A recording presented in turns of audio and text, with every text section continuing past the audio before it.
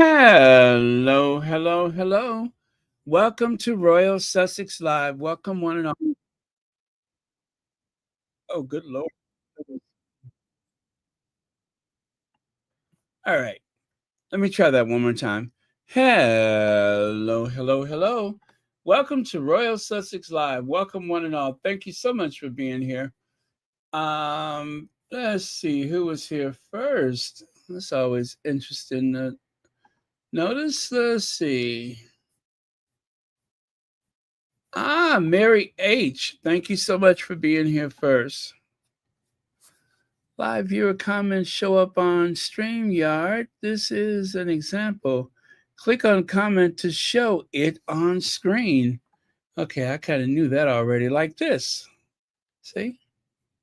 Very good. Um, I need to get the slides up, don't I? Hey, I don't think we'll be here more than an hour or two. Um, okay, slides are coming up. Let me say hello to a few people like Linda, Lydia Washington, Brenda Gray, Fancy, Jean MK, Ispi, and Calavera, Namajagu, Heather Stroud, did I say Brenda Gray? Katie B, Peace and Joy. There we go. The imitation game continues. Well, as you know, the Wellses has been actually pretty busy the past couple days. They've done so much this year. I am so proud of those two misfits, but I still don't like them. I think they are two of the trashiest individuals I've ever seen. And I think what they've done to try and compete with two people that have left that country. I'm just, I wish that the media, the UK media, would call them out and make a public spectacle of the fact that those Will and Kate are using their tax dollars on a vendetta instead of actually doing work with charities and supporting certain causes that are pretty generic and keeps them out of trouble. They can't even do that because they are just too busy trying to compare themselves to the Sussexes. And that is a fool's errand, of course, because there is no comparison. Harry and Meghan, um, they can do the things that they do with half their brains tied behind their backs, so to speak. But we'll get into that some more. Hey, Legs, thank you for joining us. But before we get to that, there was a Upfront Summit yesterday, and they actually posted a thing about it on the Archweb, Archweb, Archewell website, right? And well, unfortunately, that 27-second video remains the only video we have. I just don't know how that's possible.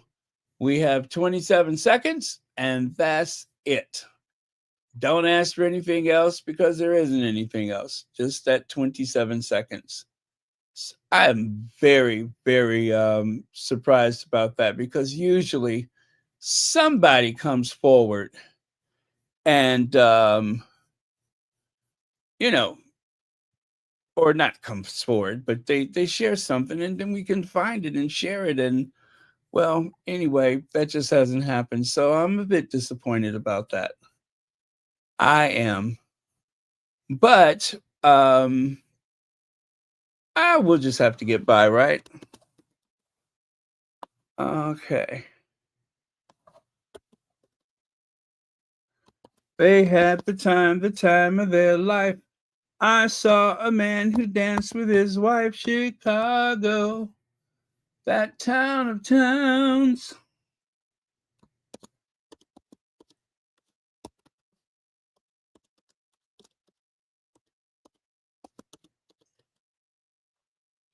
Okay. Oh, you know what? Why don't I share that? Well, let me see. How could I do that? How could I do that? Oh, I know. Can I do that? Yeah, it should be a way. Let me see. Did I already put the yeah, I already put the but that's okay. I'll find another way to do it. And you know what? If I don't do it while I'm thinking about it, it probably won't happen. So let me do it now.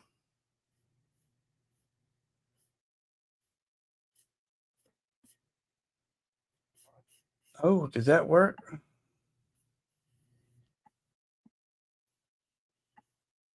Ah, that did not work. That's okay. Oh, I know. What is the date? August 31st, 2023. Okay, don't let me forget that. August 31st. Got it. There we go. Haha. I'll share it with you later, though. Okay, very cool. Anyway, so these photos are much nicer than the ones I shared yesterday. You can see Harry emerging onto the stage, much to the surprise of everyone in attendance, which is why what they thought was just going to be a little wah wah wah wah wah wah wah wah. Remember that? That's like the parents on the oh, what is it? The Charlie Brown.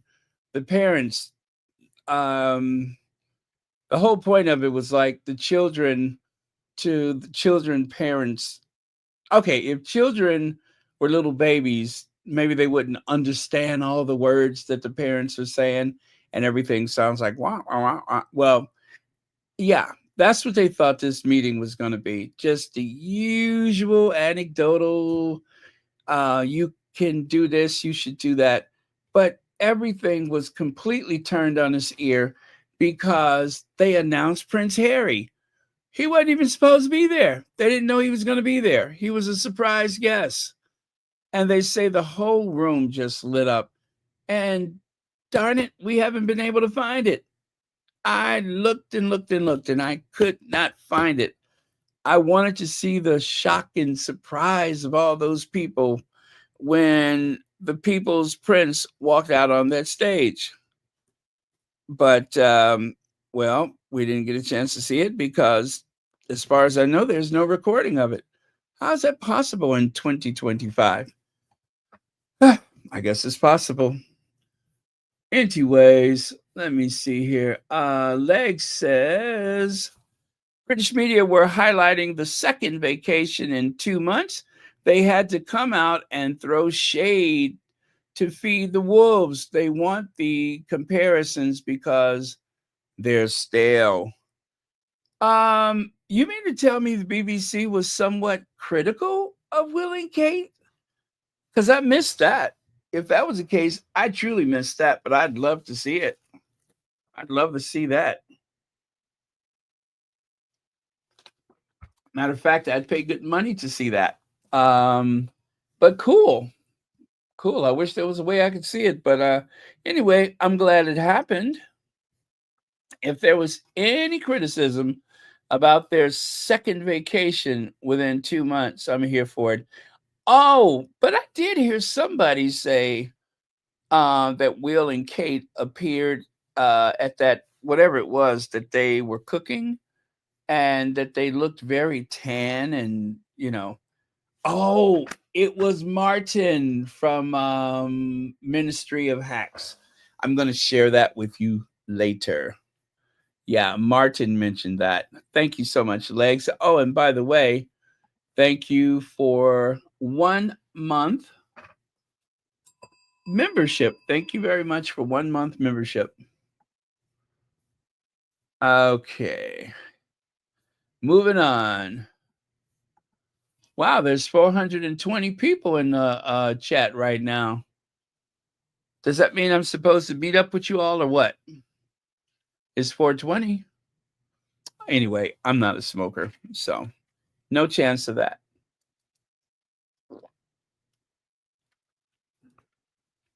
So, it's 4:30 now.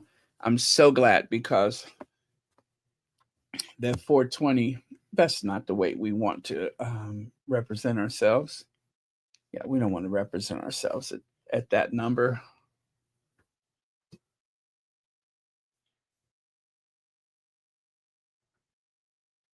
Yes, right? Yes, wisdom and confidence just oozing from Harry. I love these photos. Yeah, he's got like a little swag the way he walks. And then he's doing these poses, you know. I'm even sure that he's not even doing it on purpose. He just feels good about himself. He feels good about himself and he's not looking in his rearview mirror like his brother. You know, when he looks through the rearview mirror, he sees the traffic behind him. Wherever William does, it is just implied when he looks through the mirror, all he can see is Harry and Meghan. Harry and Meghan. Their success breathing down on his neck, causing him to feel very insecure. You know, when the derangers say Will and Kate are going to be king and queen, I still don't know why that's impressive. I still don't get what's supposed to be impressive about that. Are they trying to impress me? Are they trying to imply that Will and Kate are somehow gifted because Kate's mama changed her school and kept flogging her daughter in the direction of the future heir to the throne? Or that very insecure uh, William, who compensates for his insecurity by displays of anger? Um, are we supposed to assume that there is something special about the either one of those two people or both? Will and Kate are gonna be king. And what's your point? Especially this whole idea that, oh, the Americans don't like them and such. If it's anything that is the epitome of American culture, and that is, of course, success. Success. Americans love a great success story. And that is probably why when Meghan mentioned the fact that she worked at a frozen yogurt shop and how proud she was that she always worked. Because here in the United States, work is work, and it is a certain level of pride that comes with having a job, any job. I remember years ago when I worked in it was an okay job. And one of the women that was, I think she was in her 30s, and she and her partner were really hungry to move to, I think, Arizona or Las Vegas or something like that. I think it was Las Vegas because I recall that she said all these years later, it had to be over 20 years. She said, I don't care if I'm the person at the hotel that stamps the hotel um, crest or, the hotel logo in those ashtrays. You know how they got those little sand pit things by the door or the elevator or whatever, you put your cigarette out.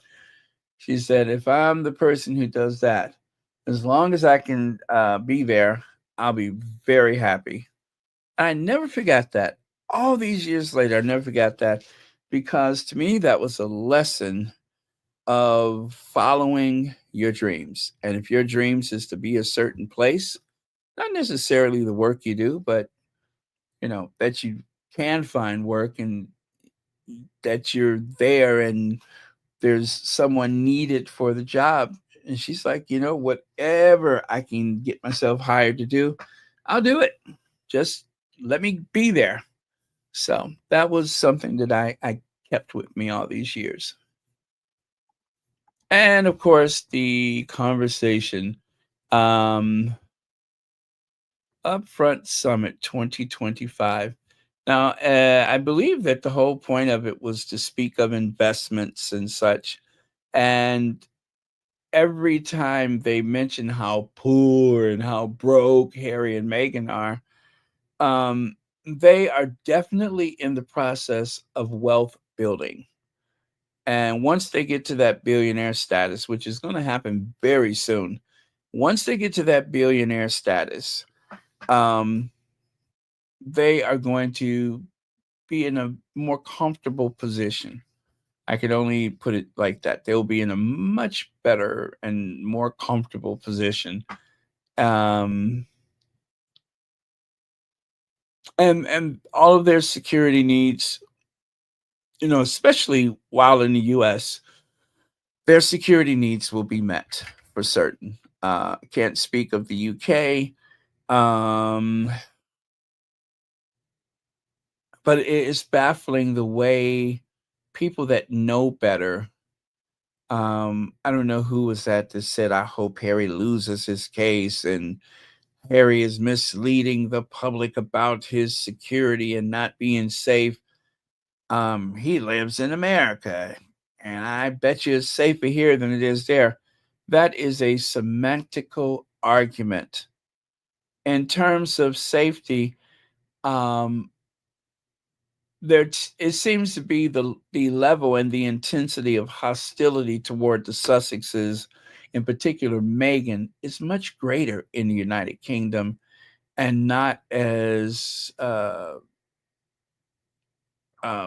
persistently cruel and mean and even frightening the way it is in the UK.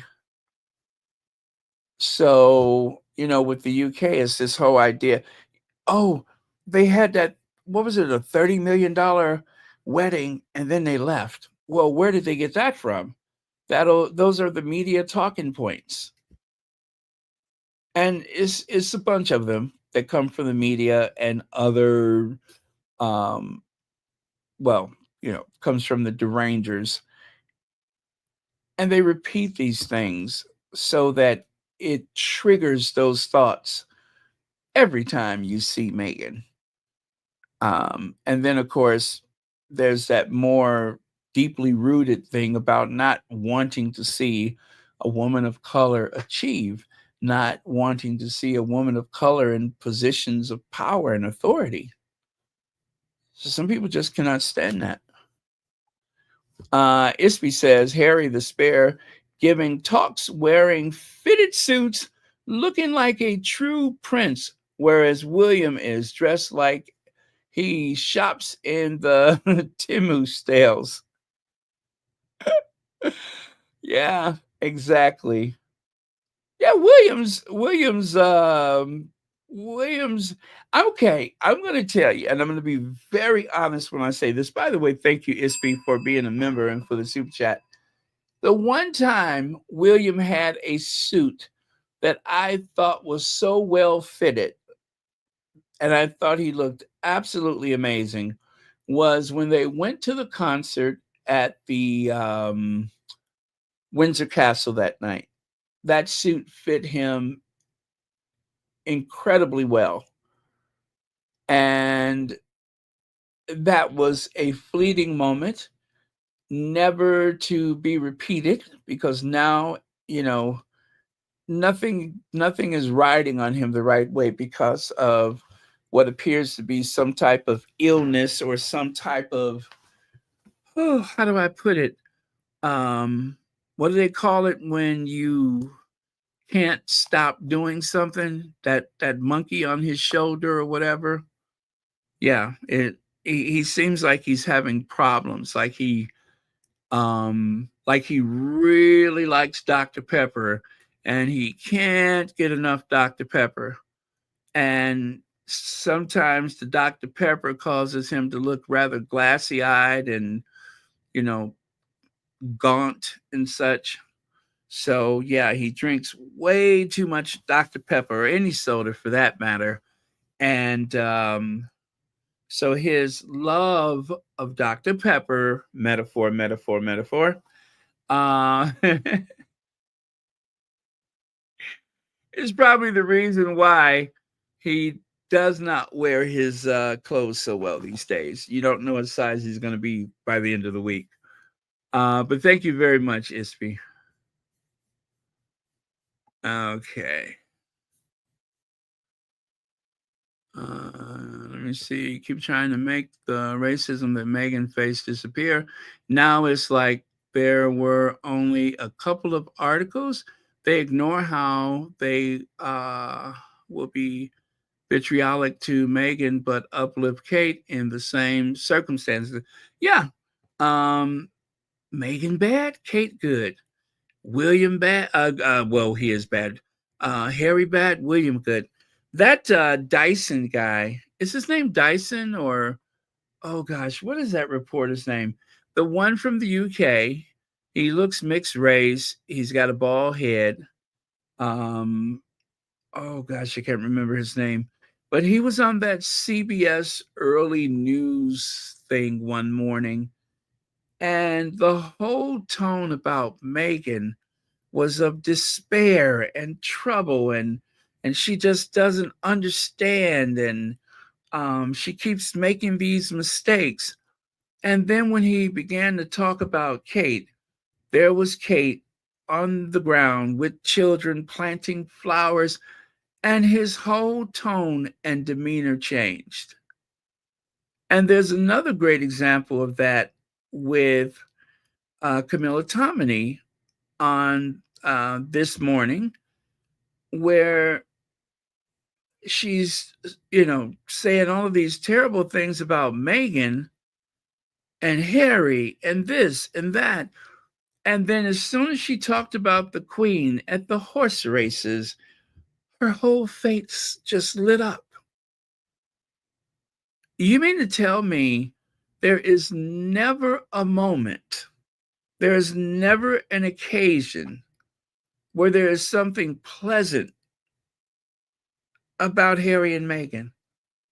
That just does not seem to happen. There's something so contrived about that. And I recall when a journalist I used to respect, but I don't respect him anymore because he kind of showed his true colors. He asked the question. He looked into the camera. He said, "One of these days," because he was crazy about Obama. He was very crazy about Obama. He used to work for the Carter administration years ago, of course. And he said, "One of these days, we're going to have to address what is it about Barack Obama that is so different from other presidents? Why is it he's being singled out for this and accused of that?" And anybody watching that knows what he was saying is that as usual, it comes back to race. The original sin of this country I live in is race, is racism. Dehumanizing the Native Americans, introducing them to disease and alcohol, firearms and such, until their tribes, their communities, nomadic people were completely devastated. And most of them, the population that was here when the Europeans first came was, what do you call it? In comparison, a handful of people. And of course, the justification for the slave trade, big justification. They're not really human, are they? They're just not like us. So it's okay to, do the things that we do because, well, it says right there in the Bible. They use the Bible. They use pseudoscience or anything else that they're reach to justify it. So um,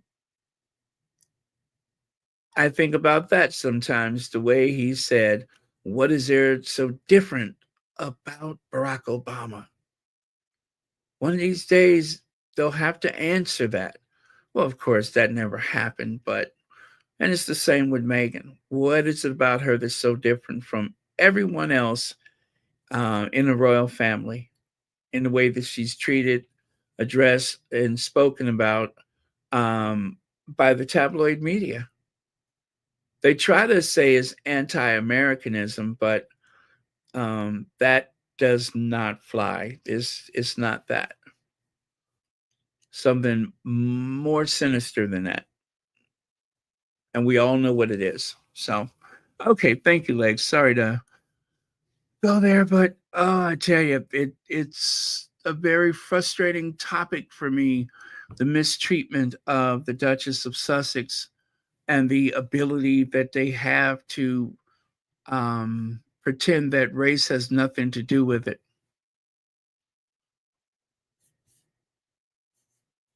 Let me see. Yeah, that was a beautiful statement that he made. As a matter of fact, let's take a look at that from yesterday, shall we? Take a little peek at that from yesterday. Hmm. Okay.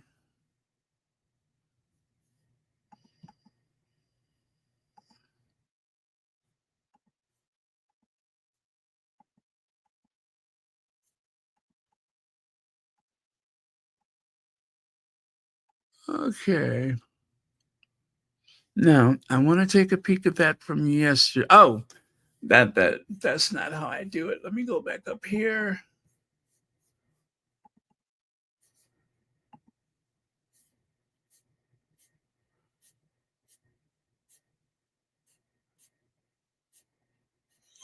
There we go. Got it.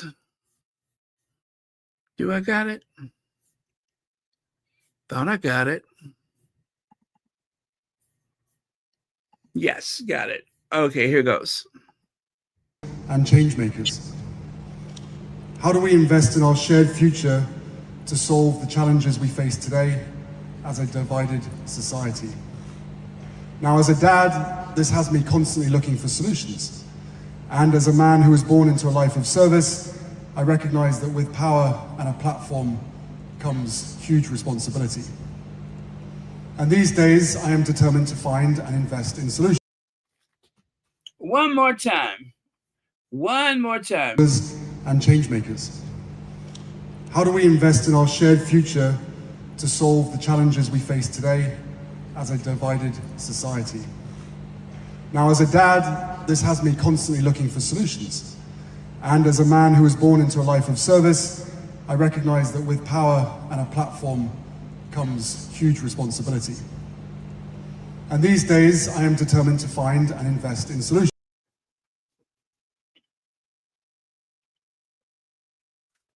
I wish I could invest like the Sussexes because I have a feeling if you can follow them around the investments that they're making, first and foremost, you'll feel very good because of their pursuit of sustainability and so on. But the other part of it is, I'm pretty sure that there's a very shrewd selection of investments. So, would love to get on that train.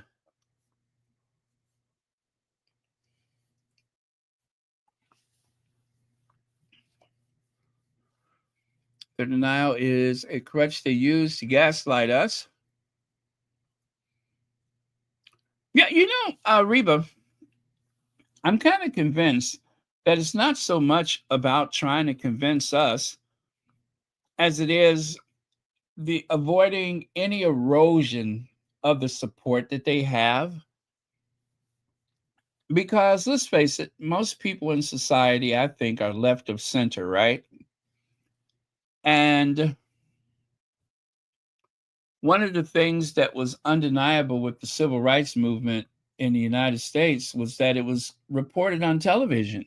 The news cameras, the newspapers, all of those things that people would read about, there it is on the evening news. And the journalists that covered it, that showed people, groups of people peacefully protesting, and all of a sudden they're turning the fire hoses on them. They're releasing dogs to attack them. And of course, clubbing them over the head and everything. All of that violence toward unarmed civilians, basically willing to sacrifice themselves in the name of civil rights, equal rights. And the American public, for the most part, was outraged. I mean, there were a lot of people who didn't care then and don't care now. But it was very effective. And this is why they don't want Meghan to be seen as human, because to humanize Meghan is to lose the edge, is to lose the, what do you call it? To lose the message. Right now, they're skating by with this message of how she just can't seem to get it, and how she's always messing up, and that she's always up to something, right? She's up to no good. And they've been getting away with it. The whole point of the bullying claim was to offset anything that would have came out in the Oprah interview, right? They had a short period of time to make up something, and so they just did a preemptive strike. And yet, all of the British tabloid media will not say in a full-throated manner that we know the reason why the palace did that was because they were afraid of what Harry and Meghan might say. And why would they be afraid? Because they were abusers. That institution and the individuals within that institution were abusers. They are still abusing. Dressing up and pretending to be someone you're not, just to be spiteful, or just to move about like some type of stalker, that is abusive. And they're still doing it. They're still doing it.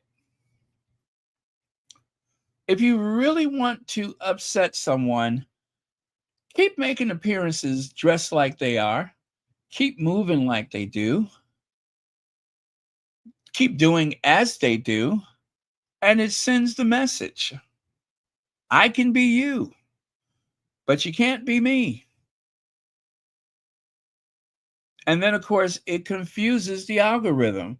When people are trying to read about one person, it forces the other one into your feed. I'm just going to call it abuse. I find it abusive. I find the campaign from Kensington Palace is nothing shy of abusive. So there's no question why they had to leave.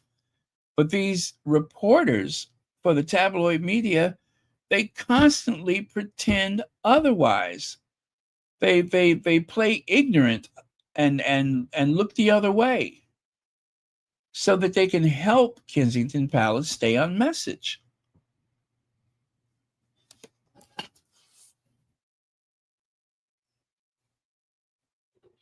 It's like a vicious circle. It just keeps circling around and around and around. And Meghan is about to premiere her lifestyle show, and here comes Jason Knopf? Isn't that where they left off with the Oprah interview?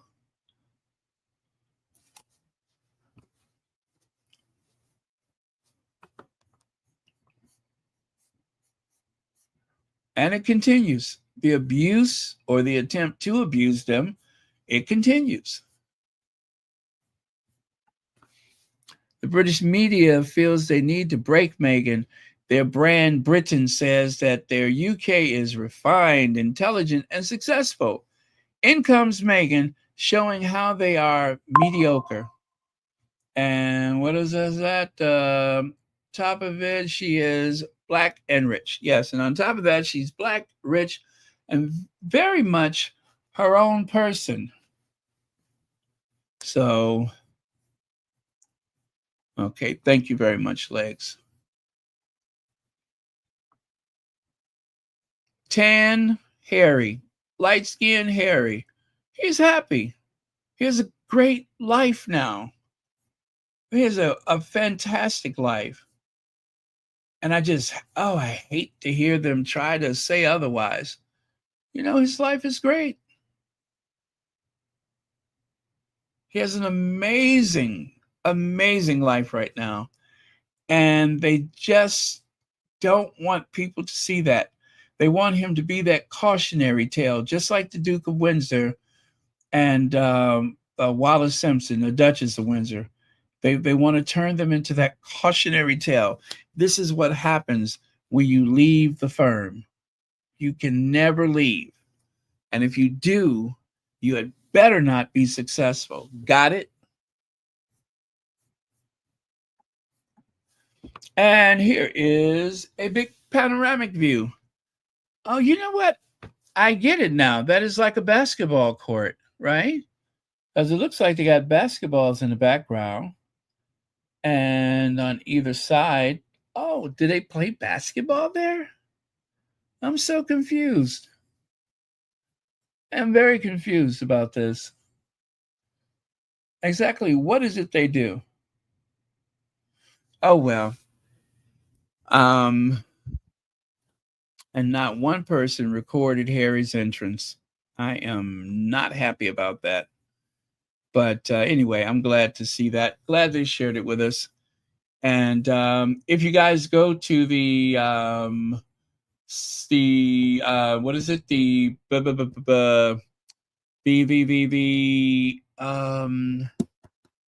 Archewell website, you can find the story that goes along with this, with the photos. Pretty much what we learned yesterday at the 2025 Upfront Summit, a gathering of over 1,000 leading investors, entrepreneurs, and technology visionaries. Prince Harry, Duke of Sussex, delivered a thought-provoking address on the crucial intersection of business, technology, and philanthropy in driving meaningful global change. In his keynote, the Duke shared valuable insight from his personal journey and outlined his vision for the future, emphasizing the need for businesses to adopt service-oriented approach to their operations while recognizing the significant impact of philanthropy and nonprofit organizations in addressing social challenges. He underscored the limitation of these models, which often focus on addressing the symptoms rather than the underlying causes.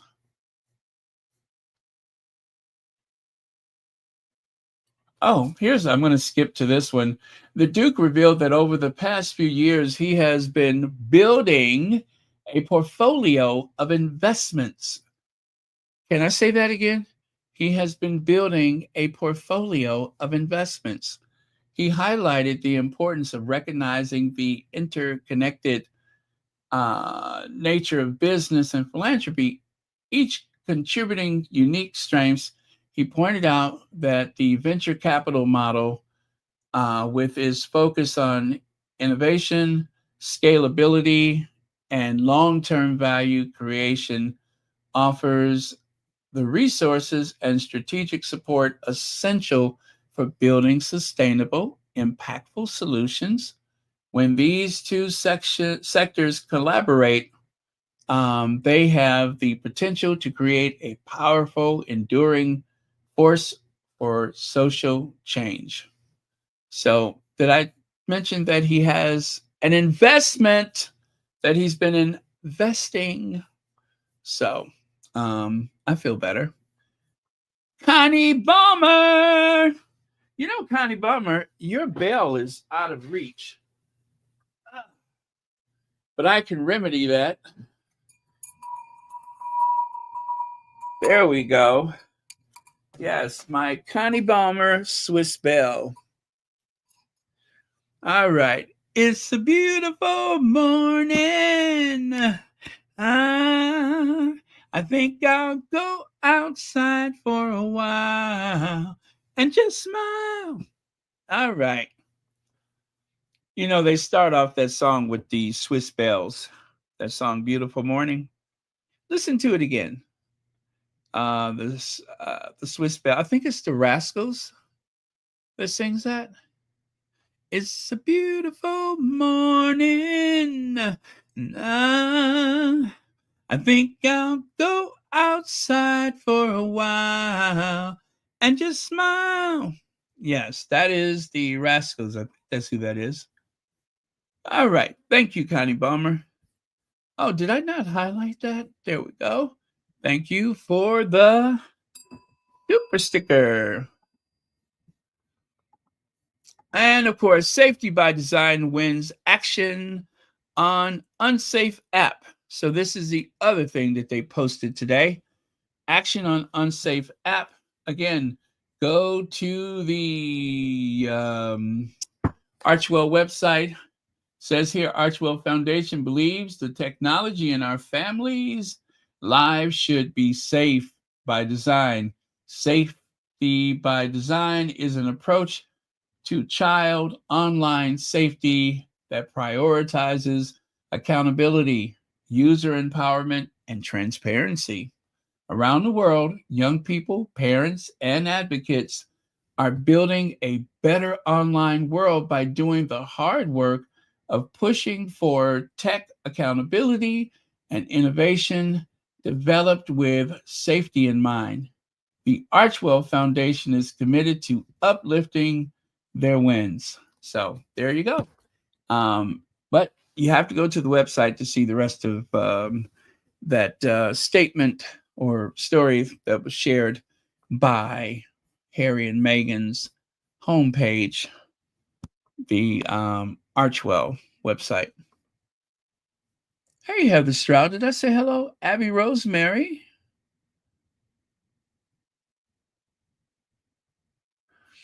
And yeah, you know, that's what I said. It won't take long. Somebody's going to end up away for about 172 days. That's what's going to happen. Pretending to be someone else. Got great news, you guys. Exclusive. Harry and Meghan hire Meredith Maines to oversee communications. Yeah, to oversee communications.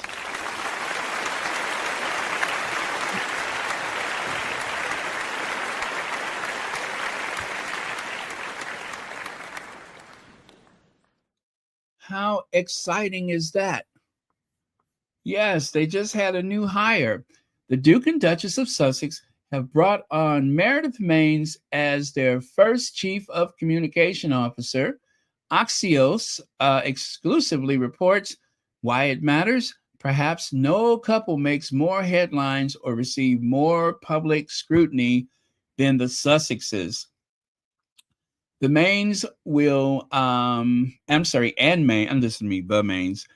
Maines will be tasked with managing their reputation as well as the reputation of their expanding business portfolio. I love when Harry and Meghan talk about money. Let me see. Context. As COO or CC, as it says right there, Maines will oversee communication for Prince Harry and Meghan, their brand footprint, and non-profit endeavors. So, yeah, they just hired someone. And boy, does she look very competent. And why does she look competent? I mean, look at her hair. I trust hair like that. Her hair is amazing. And it's not full of extensions like that misfit over there in Kensington Palace. So, yeah, this is good news. And I hope that this will solve a lot of problems that the Sussexes have because let's face it, as squatties, we have been a bit frustrated because we want a rapid response to some of these things that are said and written about the Sussexes. And while we can't constantly live our lives in a state of war, no one can function like that. And even bringing on a new hire to handle those things, it still is not possible to respond to everything. But still, I don't think it hurts anyone, especially the Sussexes, to have a professional who can manage or address some of these crises. And it is of crisis status because when you're trying to work, when you're trying to build a portfolio, and there are people actively trying to impugn your reputation or destroy your character, it can limit things. Now, so far, I don't think that has caused a lot of problems for the Sussexes. But the thing is, that army of haters are still at it, and they are doing their best to try to bring them down. So I feel better having someone there whose sole duty is to help to maintain their public image. I don't see a downside to that. I don't. But I pray that this Meredith person is competent in her job.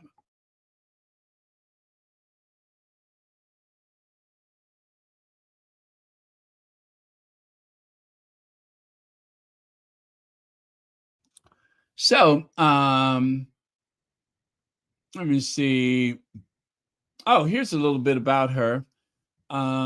Shahed Kari Larson, founder of Unlimited Partners and former CMO of Katu, has also been hired as outside strategic communication counsel in support of their tech and business ventures.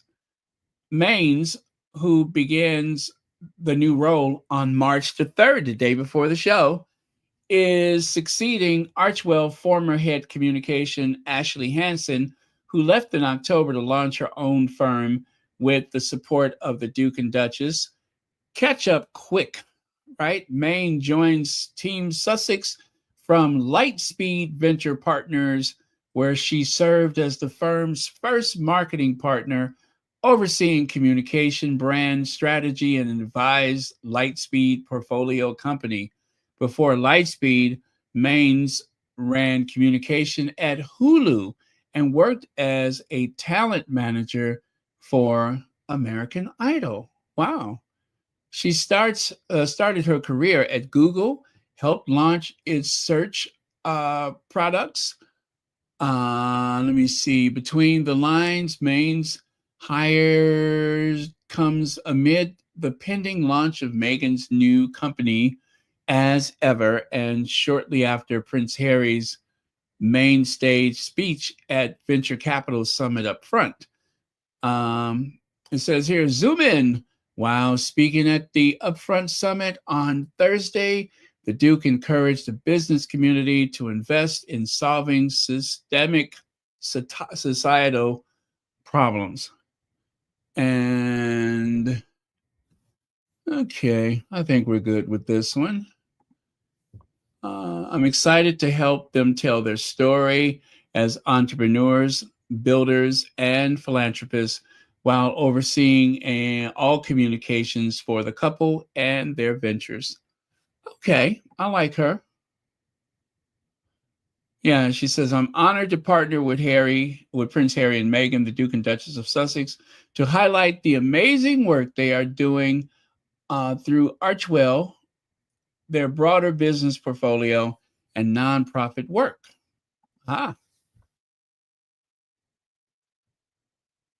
Okay, so she sounds solid, and I am going to give my approval to her position. And I hope it works out very well. What do you guys think? I think this is a good thing. So they're bringing her in, and then there's another team member who, so far, I have not seen anyplace else, but I think it's a good thing, and I hope it works out very well. And I hope that she's able to help the Sussexes tell their story, help the greater public get to know them for who they are and not all of the banter back and forth about them, but that most of the world can see the real Harry and Meghan, the true loving, gracious, and dare I say attractive people. Yeah, get to know them. All right, let's see what's coming up next.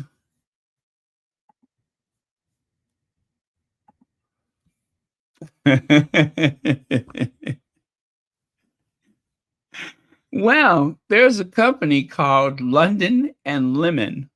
London and Lemon, whimsical designs to spread joy in your space. And I tell you, nobody has a face more ideally suited for the adaptation necessary to become a cartoon or some type of illustration or characterization. Nobody can pull that off better than Kate Middleton. I mean, she has the perfect face to be turned into some type of you know what that is there? That is a let me see, 12 days of Kate Moss Royal paper doll set. Well, if you're old enough, you remember the paper dolls. Those are little cutouts that you can layer on top of, the character or the whatever.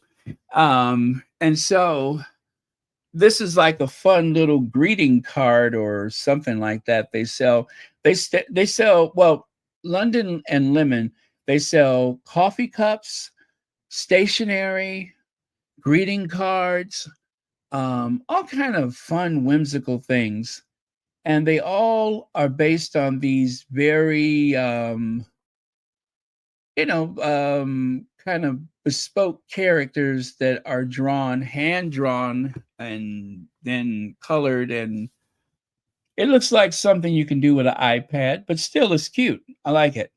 So, and it's just amazing that they were able to capture that rather wonky looking appearance that Kate has. I mean, if anyone in that family has a bit of a cartoon-like image, I would say it's Kate Middleton, and they captured that dramatically. It just screams.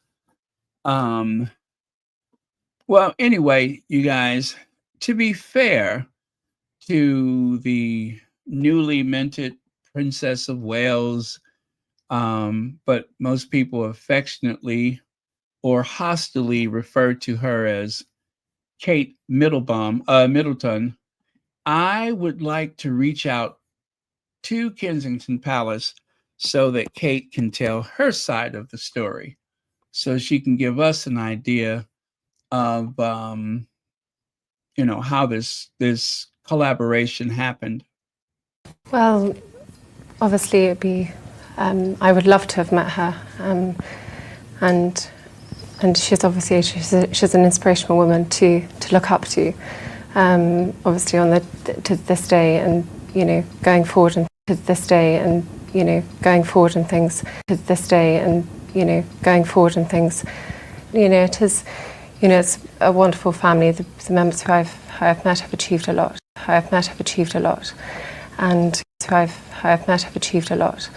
And, you know, very obviously on to this day, and, you know, going forward and things, you know, it's a wonderful family. The members who I've met have achieved a lot. And, you know, very inspirational. So, yeah, I do. You see there? Her mother made her practice that last part. Her mother made her practice. Yeah, I do.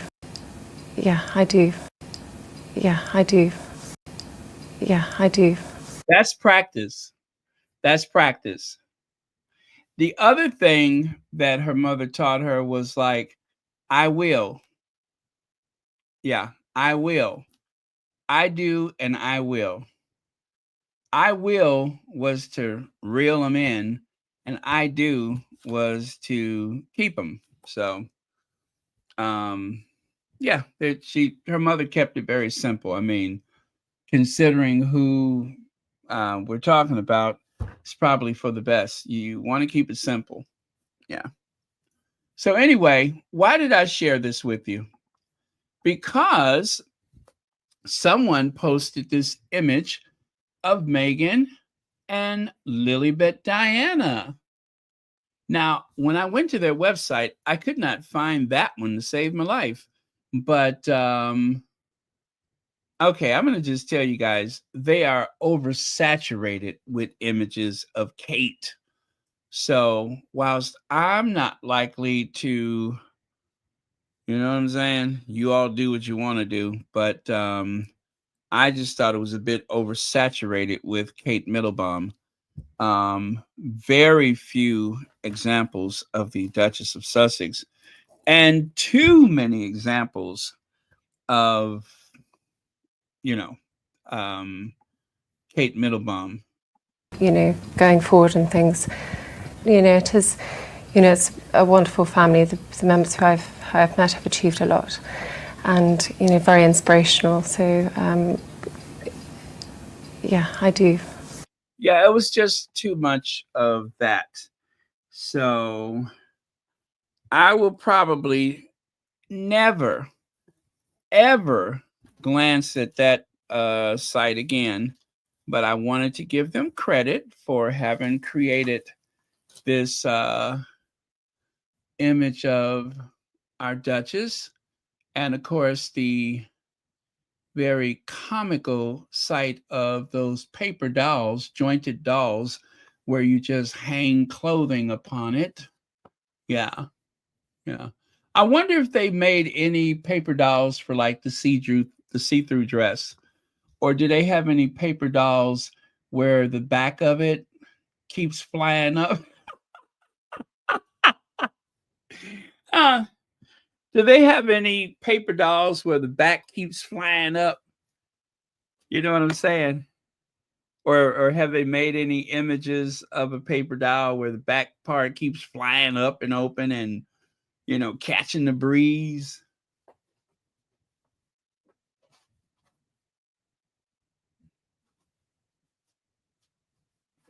You know, sometimes I think that wasn't an accident. I think it was some of that David Copperfield kind of stuff. Like it was deliberate. Like there was a fishing line. Yeah, like a fishing line and a little hoop or something sewn into the outfit, where when you get around a crowd or in front of cameras, you just pull it, and next thing you know, people see all your business. That's what I think. I think that there was a little sleight of hand, and that on cue. I'm so bad, but I really do think that there was a little sleight of hand, and on cue, they would pull at that fishing line just like her mama taught her, and you can see everything. Matter of fact, you can see too much of everything. And if that wasn't bad enough, then she went on vacation and showed everybody those flapjacks, those Mrs. Butterworth buttermilk pancakes, as if anybody. Listen, you guys stop encouraging me. You know I cannot be trusted. Okay. So anyway, that was that. And also, when I was trying to find anything with Meghan, the only other thing I could find was Meghan in the blue dress. That's why I said it's oversaturated with Kate Middleton. Too many examples of her. And especially considering what day it is in the African American calendar, this first time holiday that we're celebrating today, I'm like, nah. Not enough representation. And as we all know, representation matters. So until they get some manners and start representing, I may not go back and take another look, but I think that they have some nice stuff. So I just want to give them credit so you can know where to find them, because they have some really fun things. But I'd like to see, as a critic, I would say I would like to see more of our Duchess, the people's princess, Princess Meghan, and less of, that cartoonish person. So that's all I'm saying. Oh, and I found this one. I'm sorry. You know what? Look at me. I'm sitting up here throwing shade. I forgot I found this one. But notice all of them are so dated. You don't have anything more recent than that? You know what I'm saying? So I'm just saying. Think about representation. Can you guys believe this? Can you believe this? We met on GB News. Nana Akua, the woman whose wig has a life of its own, or wigs, and she's wearing the big hair that day. You see it? She's tired of that soft look she had. Now she's going back to. Anyway, Nana Akua has finally revealed the identity of her fiance. What? She's got a fiance? Really? Really? She is engaged, y'all. Engaged. Yep, she is engaged. And for fun, the guy sitting next to her, he said, it's me. When she said, who wants to see the identity? He said that for fun, but trust me, I don't think that she's exactly what you have in mind on a Friday night.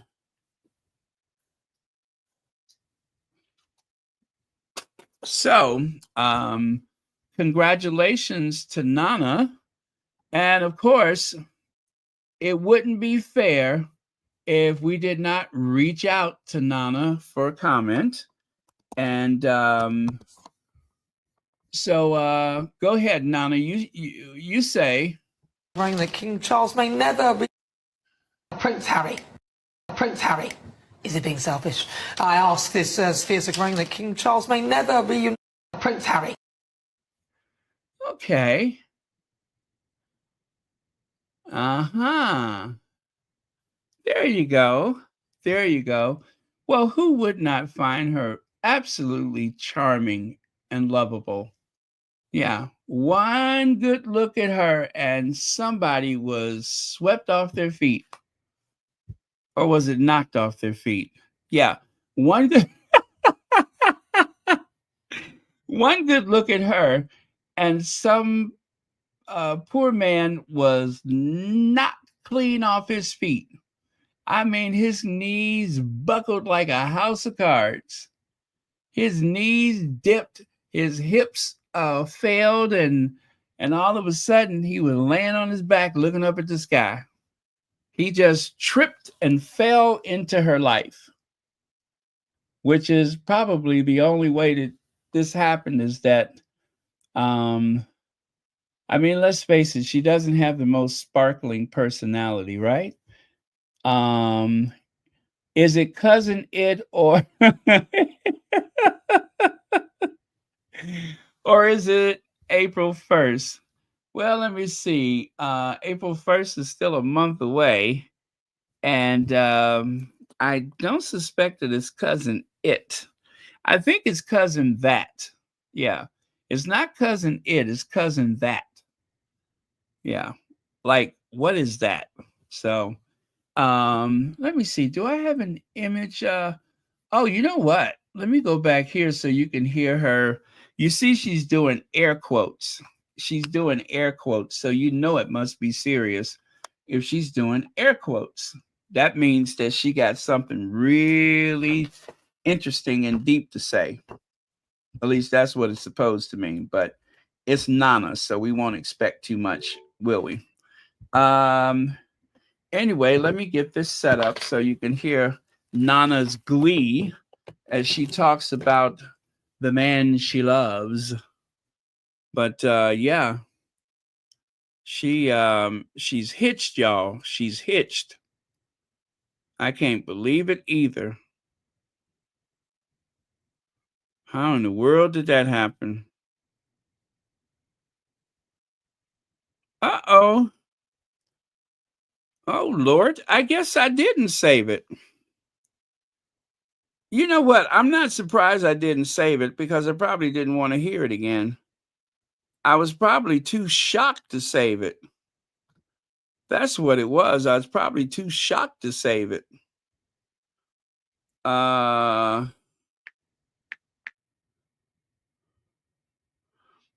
boy. Yep. I think that's what it was. I was probably too shocked to save it. And how you like the fact that she has on that what do you call it? She's wearing a cape dress just like Meghan's. And there's been several. There won't be any more dating for me.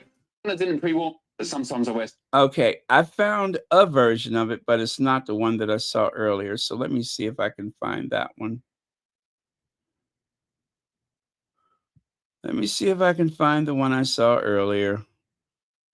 Nana has been taken off the market. So now when people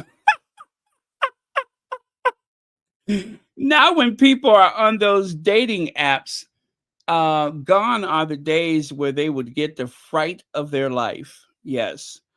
People on those dating apps will no longer have to live in fear and feel insecure about what they're going to swipe next.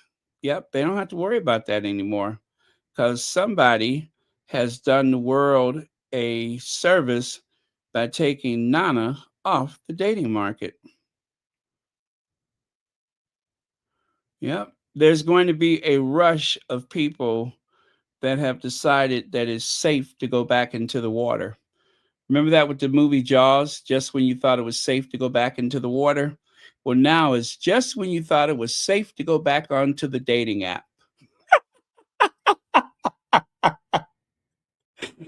Woo! Right?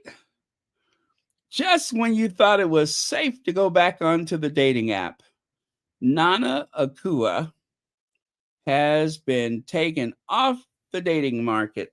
Somebody has swooped in and made every man on the dating app completely jealous. They are frothing at the mouth with hostility at the idea that they have lost their one and only chance to date a real GB News star, right? Even though they're sitting on top of milk crates and they got that particle board desk with some type of plywood on top of it. even though that's what it really takes to make up the GB News studio, there's a lot of men out there that are heartbroken right now, that are disappointed, wandering aimlessly through life, wondering how did they lose the opportunity. Oh no, I see a picture of her showing off the ring. Let me see if I can get a picture of this ring to share with you. Let me see if I can get a picture of it.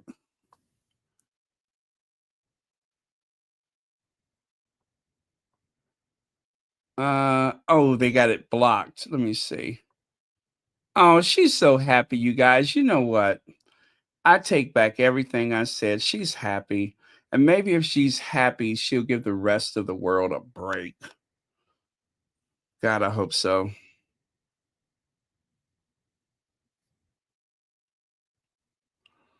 Oh, look at her smiling.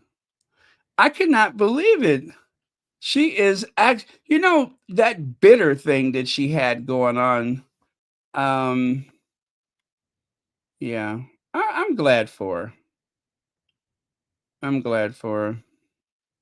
I hope that I hope she's happy. And I hope he's happy. Okay, I cannot find it, which is a problem. But that's okay. You don't have to listen to her. So, okay, I don't know what to tell you guys. You dodged one that time.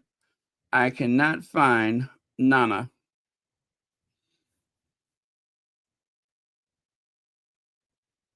They've apologised, but wondering whether their likes.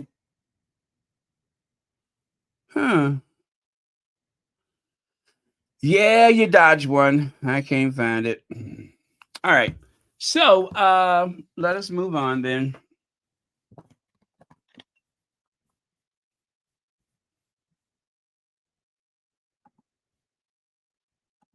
Prince Harry.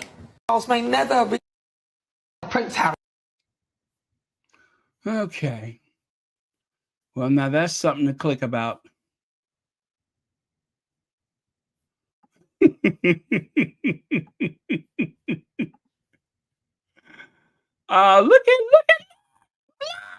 smiling.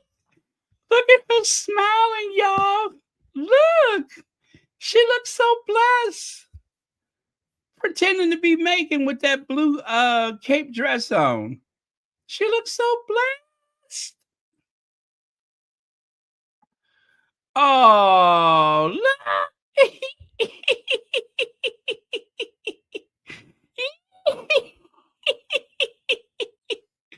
Look at how happy she is. She's so blessed.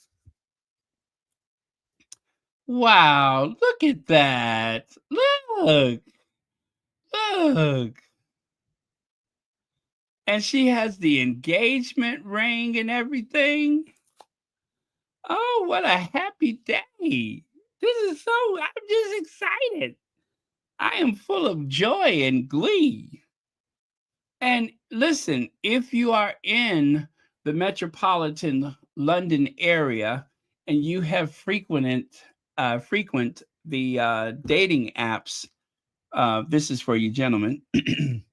I just want you to know that you don't have to worry about coming across a familiar face. She has been officially taken off the market. So you won't go through the app and you know and run into this. Is it being selfish? I ask this Spheres agreeing that King Charles may. Yeah, you don't have to worry about it no more. Because she's gone. She's gone. You don't have to hear her. Prince Harry. Yeah, that is a thing of the past. Prince Harry. She has been taken off the market. And this is the person who is doing the world a service. Yes. Yes, he's the one who's doing the world a service. Oh, and listen, for the those of you that own the beauty supply in the London area where Nana lives, just remember someone is going to be shopping for some hair soon, some wedding hair. Yeah, somebody's going to be shopping for some wedding hair.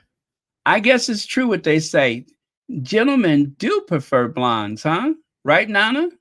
Prince Harry. Yeah, I guess they do.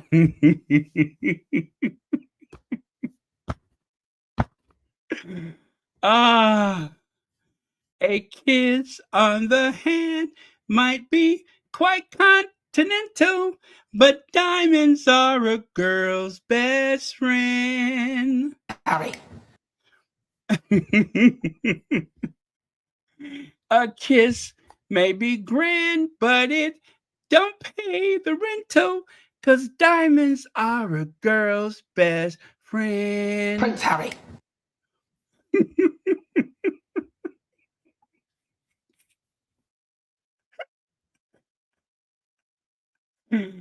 Diamonds are pear-shaped. They won't lose their something shape, because diamonds are a girl's best friend. Prince Harry.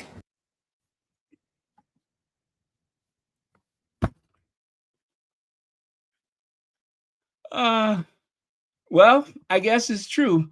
Gentlemen prefer blondes. Chef Sandy Love, thank you so much for the super sticker, and thank you for being here tonight, and as always for watching Royal Sussex. So hear ye, one and all. It appears as though one of the dating community, one of the dating apps' favorite, swipes has been taken off the market for good. And now she is a one-man woman. That's right. Stand by your man. But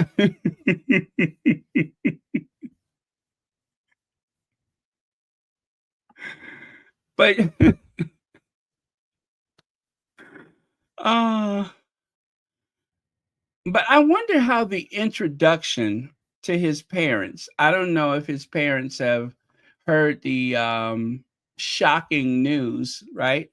I wonder if they've heard the shocking news. And even better, I wonder what their response is going to be. I'm just curious. This is purely my curiosity is purely that of a, I don't know, a sociologist or a what do you call it, an anthropologist, even some what do you call it,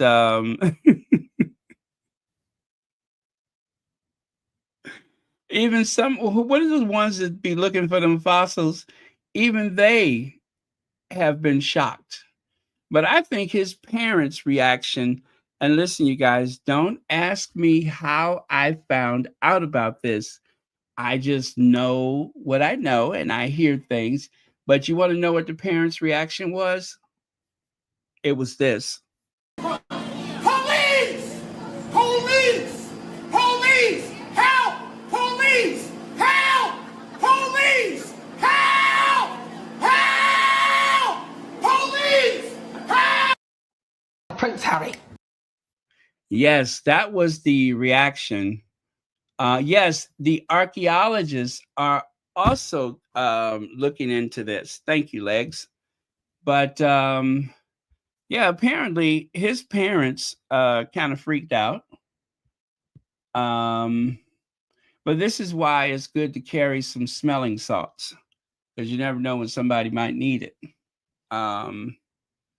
But listen, you guys, we've had our fun, but we really should be happy for Nana that someone has taken that outdated, overpriced set of goods off the shelf, and they're taking it home and they're going to put it in the cupboard in a cool, dry place, the way that it ought to be. Yes. When you have something that's a bit outdated, right? Something that may be just a little too close to the shelf life, you want to store it in a cool, dry place. That's how Nana keeps her wigs looking so flawless, and she stores them in a cool, dry place. So, congratulations, Nana. And I wish you many, many happy years of marriage to this brave, incredibly nearsighted to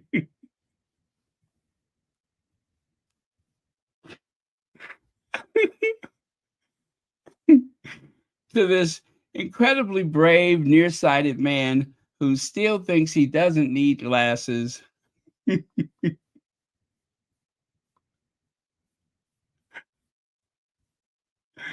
Hip, hip, hooray. Hip, hip, hooray. Hip, hip, hooray.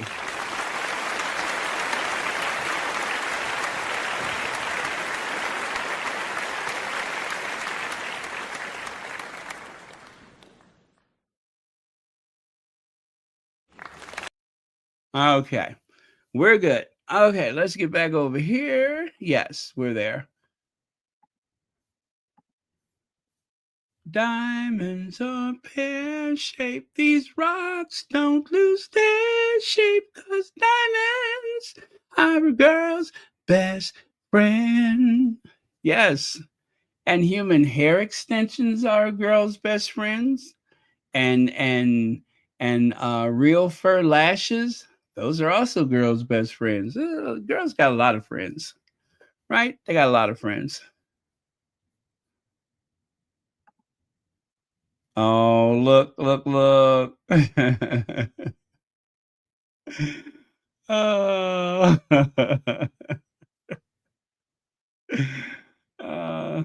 Well, I just hope she smiles more. Now, let's get on to the big topic of the day. And I still got, you know what? I need to pick it up because this has been almost an hour and a half and I still got some stuff to cover. Ukraine. This was one of the worst things I have ever seen. Aside from the United States unnecessarily losing 1 million people to a global pandemic, which could have been better controlled if only we had a different president at the time. Zelensky was supposed to sign some kind of peace deal, but those two, the poor man Starsky and Hutch, retirement home Starsky and Hutch, the poor man retirement home Starsky and Hutch, they decided to try to embarrass him. They bullied and berated him, and I am so embarrassed. As an American, I am absolutely embarrassed. That should not have happened.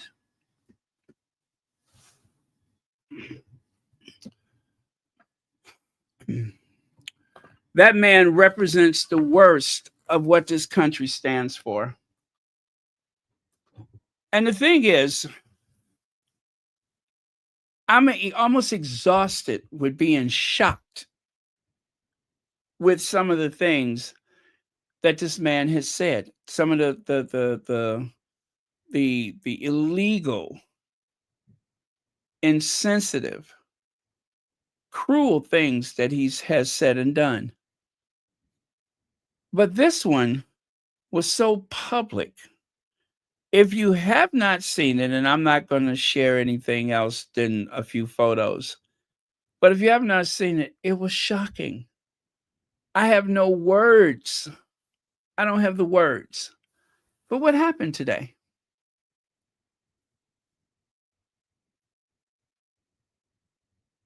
It was painful to watch. And this man stumbled into a room full of hate and hostility. And dare I say that there's a lot of disrespect for Eastern Europe. There's a lot of disrespect for the Slavic culture.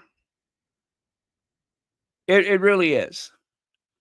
People in Western Europe tend to look down on Eastern Europeans. That include the Russians, Slovenia, where the mail order bride comes from, Slovakia, all of those countries. There seems to be a lot of people that look down upon them.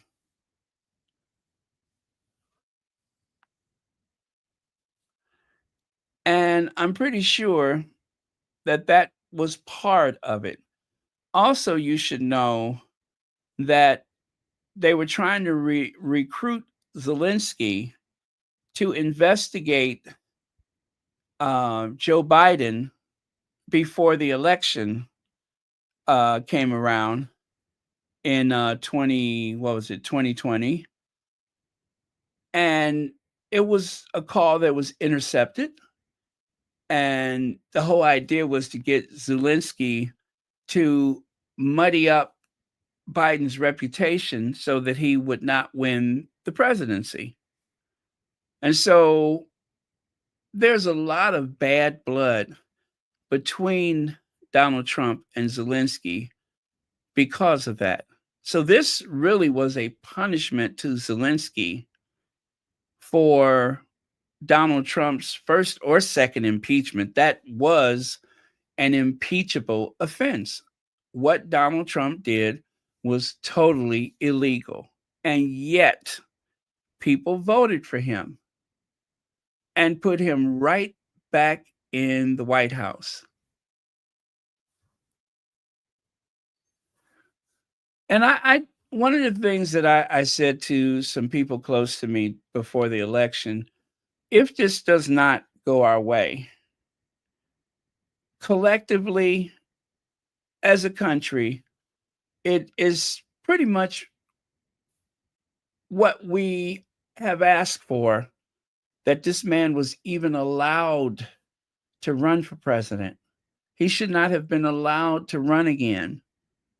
He has abused that system, the traditions, the protocols. He has abused that office in ways that it has not been abused in the past 100 years.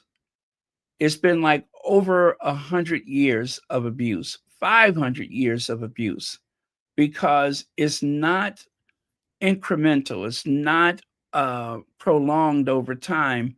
It's on a daily basis that they will challenge any norms, any laws, anything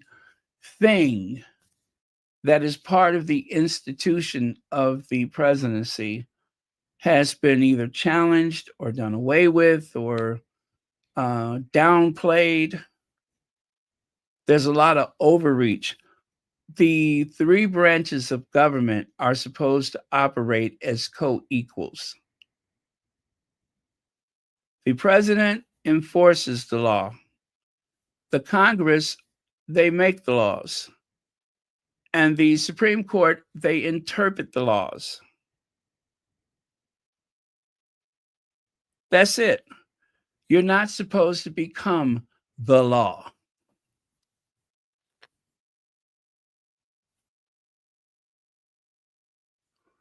What is that? William could have Meghan.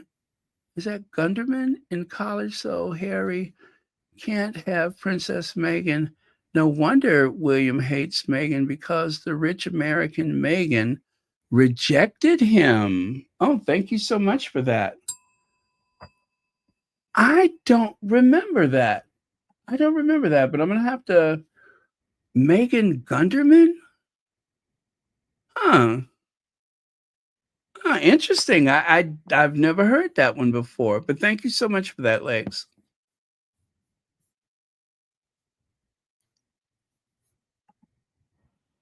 I'm glad he didn't sign. Yeah, I'm so glad too. When it first happened, I just wanted him out of there. I wanted that guy out of there.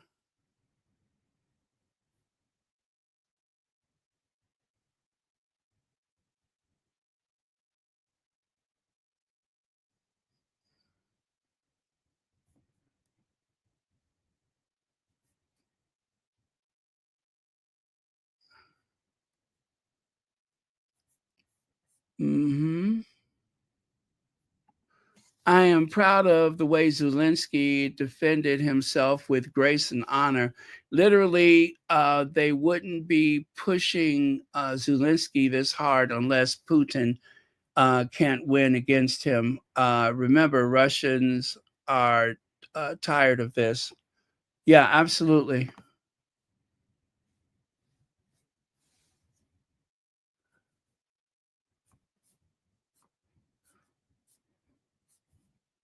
Okay. It was clearly a setup. It was clearly a setup. Yeah, it was clearly a setup. And then that one reporter, and by the way, you guys, I feel so bad for her. That is the Ukrainian ambassador. And that woman, oh my God, I felt bad for her. I really felt bad for her.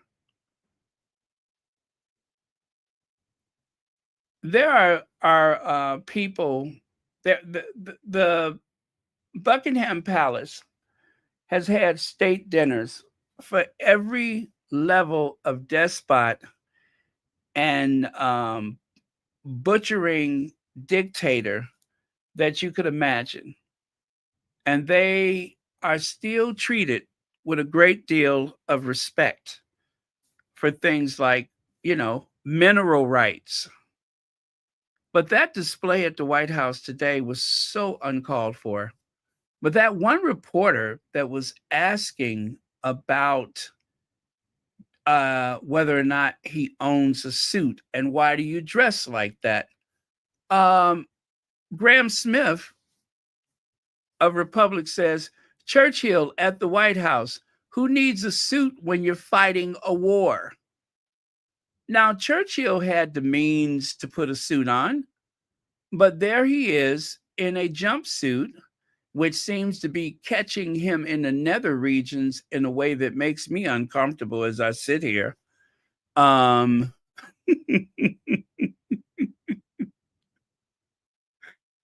And I am going to assume that in his left pocket is a flask full of whiskey. But that is Sir Winston Churchill, the British Prime Minister during the Second World War, at the White House, having arrived or leaving a press conference because he's fighting for the survival of his nation. It just did not seem proper for a wartime head of state, a wartime prime minister, to bother putting a suit on. It just did not seem like that moment. Oh, okay. I'm definitely going to look into her. Interesting. Let me see. The guy that asked is Marjorie Taylor. Oh, is it? Ugh. Ugh. Ugh. I just felt a little fluid coming up the back of my throat just now. Yuck. Ugh. Why is the hair on my neck standing up? Oh, visions of rotting plums are dancing in my head at the thought of Marjorie Taylor Greene and a man.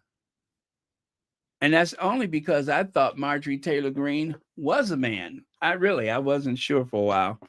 I'm like, oh, look at how open-minded they are.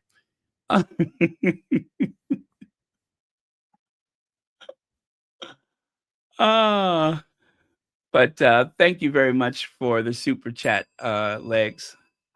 Now, so Zelensky has been wearing, that's kind of like that shirt that Harry wore up in Canada that time, last time, and someplace else he wore it. But yeah, he's just wearing basic khaki, well, green, um, just something very plain, right? Um, he doesn't want to go around asking for help wearing a suit like he's got a wedding to go to. It just, if it doesn't feel right to him to go through those formalities, I think that at a time of war, that it should be left to him to wear what he wants to wear. Now, take a look here. There's Zelensky being grilled, and of course, the attempt to humiliate Zelensky by the so-called president. And if you look at the picture beneath that, what is that Elon Musk is wearing inside of the cabinet room at the White House? That is the cabinet room. That is the presidential cabinet. Those are all of the heads of the various departments, FBI's, CIA, education, or whatever's left of it. Those are all the big shots there.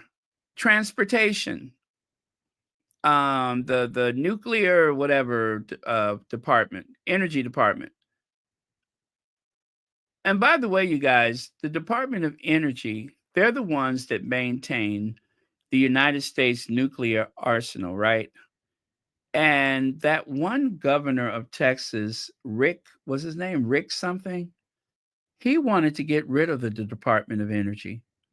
He didn't even know that the Department of Energy were the ones that maintained our nuclear arsenal. You see a lot of people come into these positions and they don't know their behinds from a hole in the ground. And that guy had no idea what a major role the Department of Energy played in the United States. So trust and believe any of us could be Rick Perry, thank you very much, Legs. Any of us could be sitting at that table, and I don't think we could do any worse. I don't think we could do any worse. Do not assume that those people know what's going on, because they probably don't. I want you to compare the two right photos. There's so-called unaware, out of it Biden leading the conversation at his cabinet meeting. And there's Donald Trump playing something on his cell phone while Elon Musk, who is not wearing a suit and tie, is addressing the room. And it's on camera. So you can't say, oh, it doesn't matter because Zelensky was on camera. Well, so is Elon Musk. So is Elon Musk. He's not wearing a suit. He does what he wants to.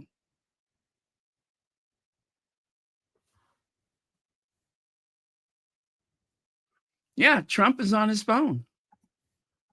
So Zelensky has a suit. He has worn a suit in the past. But at a time of war, he has chose to avoid wearing a suit. And that's all to it.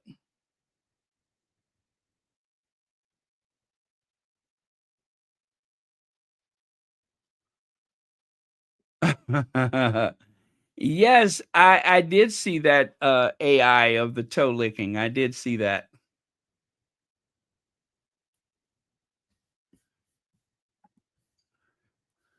Okay, I'll come back to that in just a second. I hope, let me see, is that out of order?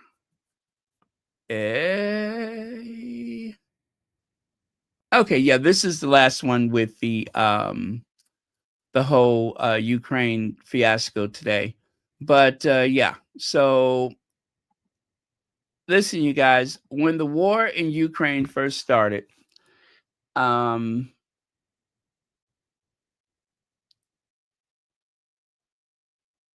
I would say that it is an unnecessary war. The reason why Ukraine does not have nuclear weapons is because they were a former Soviet, you know, satellite state, and they gave up the nukes that they had in exchange for a written guarantee of peace. Don't forget that. They gave up their nuclear arsenal at the request of both Russia and the United States at the time in exchange for peace, right? Because they don't want so many countries having access to something as destructive as nuclear weapons. And now they're being paid back for it by Russia with this invasion. It just goes to show, and this isn't just for Russia, this is for the United States too. If Iraq had nuclear weapons, there would have been no war in Iraq. Same with Afghanistan, same with so many other places where the United States have just kicked the door in and had their way. We have not won a war in a long time. We did not win the Vietnam War. I don't think we won the Korean War, did we? It was a stalemate. Um, we haven't really won anything since World War II. And the truth is, it was Russia that won the war for Europe in World War II. It was Russia. They paid for it with their blood. So I have a great deal of admiration for Russia. And I don't know, for some reason, I've always wanted to go to Ukraine. I've always wanted to go to Odessa because I like the name of it, Odessa. I would love to go there. And yes, after the war in Ukraine started, it exposed a lot of negative things about, um, life in Ukraine. Life became very difficult for the students that came to Ukraine to study and in some cases to try to build a life in the West. I'm very aware of that. But from one world leader, from one state leader to another, what happened today still should not have happened. I'm not going to hold Zelensky to the ignorance of his people because we got enough ignorant people over here right now who voted against my best interests and their own. So I'm not going to hold that against him. He is the head of state. He is the president of Ukraine, and should be afforded the respect that comes with that. And this big monster and his companion set him up and tried to bully him in front of the cameras. There's no upside to that. There's no upside to that.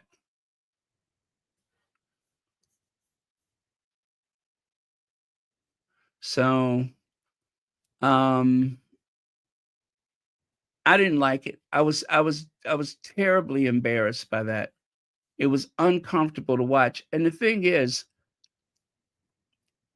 once again, the erosion of the way of the office of President of the United States, that erosion, you cannot unring that bell.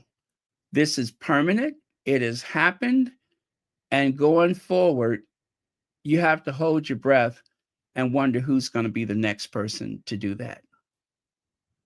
Who's going to try to do the one-upmanship when it comes to being the big, bad, huff, puff president like Donald Trump?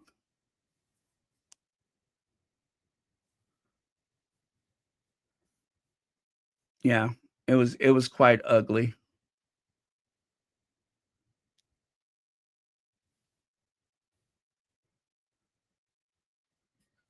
Yeah, and Biden ended the war in Afghanistan. That war in Afghanistan was something we were not going to win. There's an old saying: Afghanistan is the place where empires come to die. Britain was run out of Afghanistan. Russia was run out of Afghanistan.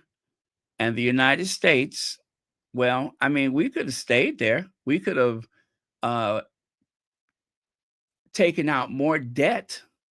We could have gone further into debt, building hospitals there and having food deserts here. We could have gone into debt, opening up schools over there and underfunding schools over here. We could have gone into debt, um, funding all kind of programs for the Afghan people while there is a lack of affordable housing in the United States. We could have stayed, but we would have never won. And so Biden pulled the troops out. And for the people that were upset about that, let me tell you what I know about things like that. I mentioned this last week. I believe I did last week. After the Soviet Union collapsed, the Baltic states, Bosnia, Herzegovina, and all those places over there, the only reason why they had stopped trying to destroy each other is because they were under one umbrella, and that was the Soviet Union. To counter NATO, the Soviet Union created what they call the Warsaw Pact, and that was a group of Eastern European nations that served as a buffer to the Western powers, right? So that Germany, France, the United States, none of them would ever try to invade Russia again.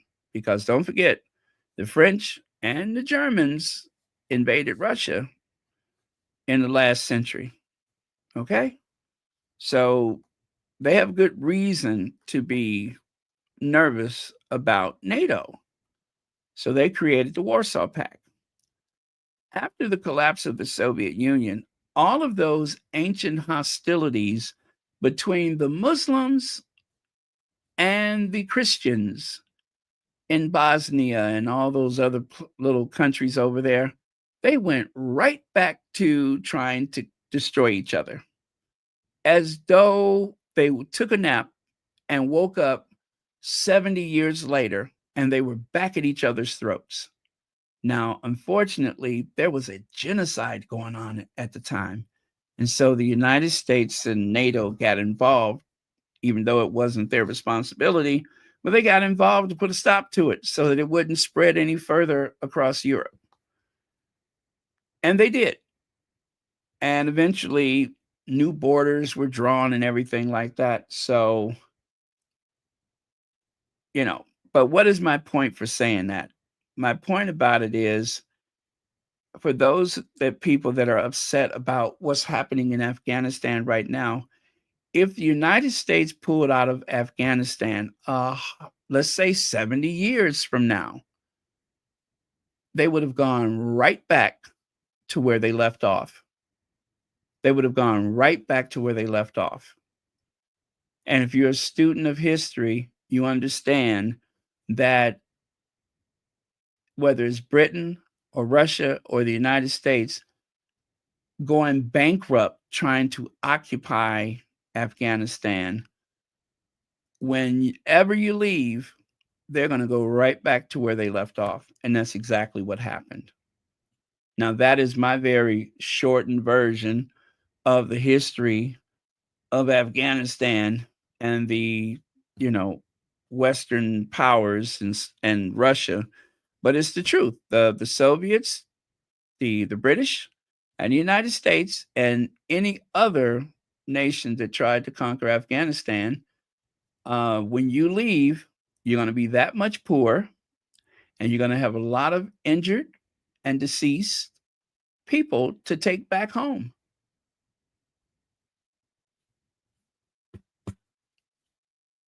Western democracies do not work in Afghanistan. Full stop. So there you go. Thank you all for listening to that. But I'm just trying to, because Biden really took the hit for the whole thing with Afghanistan, but it's the truth. Whenever the United States left, there was not going to be a Western style Afghanistan because we put another $1 trillion into it. It just wasn't going to happen. So anyway, a lot of emotions about today. And for those of you guys that are trying to remind us about how racist the Ukrainian people were, thank you for that. It is important that we don't forget the history of what happened, especially to the Africans that were there trying to, they were invited to go to university there. That is important too. But it's not going to change the way I feel about what happened in the White House today. Okay? I'm just telling you, it's not going to change that. What happened today was wrong. It should not have happened. It's an embarrassment to the United States. And it shows the further decline of what could be a great nation, what should be a great nation.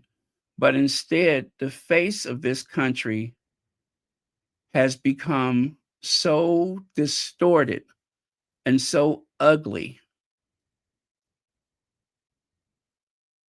And it's absolutely embarrassing.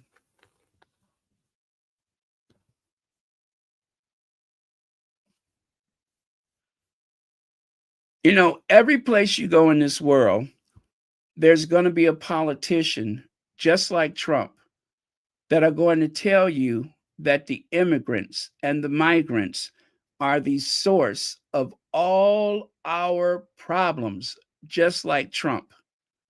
And there's always going to be ignorant and disrespectful and spiteful people that are going to blame the outsider for all of their problems. And they're going to bully that small minority population of people. It happens everywhere.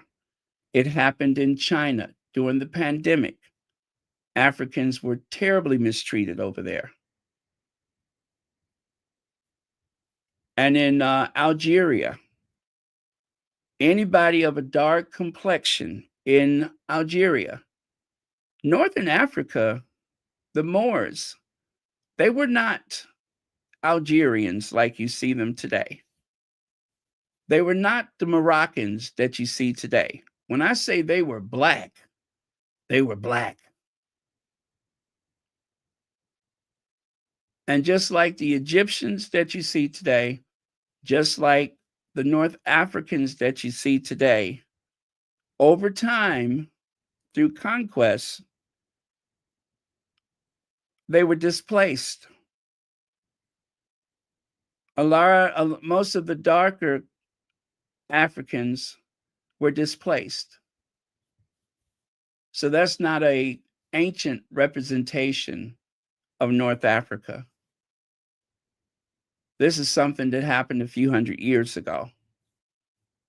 So when they say the Moors conquered the Iberian Peninsula, when they say the Moors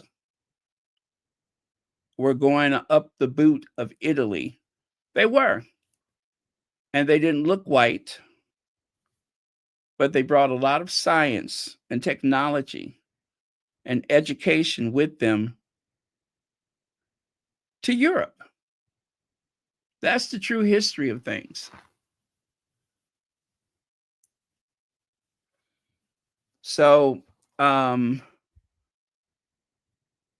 just telling you, you can hang on to all the bitterness that you want about what happened in Ukraine, but it's something that has been repeated all over the world. The greatest export that has ever come out of Britain is racism toward Africans.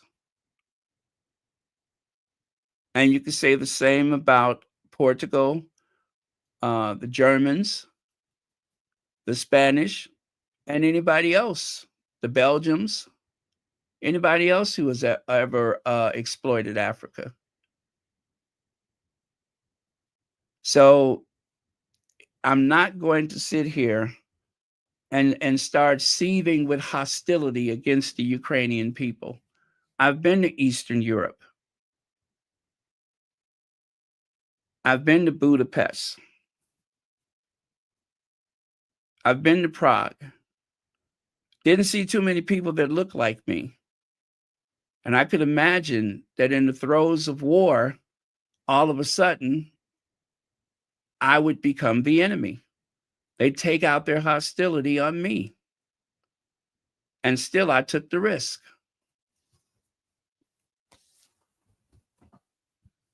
And had a good time. And I felt like I was treated very well and with respect.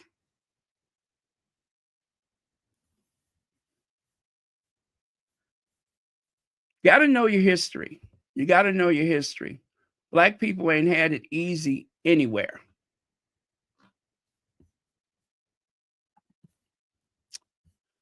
Oh, that poor lady. You know, I look at Winston Churchill and I just want to give those britches a good yank. You know what I'm saying? I want to like maybe start at the knee and just try to pull them down. That looks like it hurts. That looks so uncomfortable. I just want to give them a good tug, like around the knee, and just pull them down and I don't know, maybe loosen the top button so he ain't all gathered up like that. That cannot be comfortable.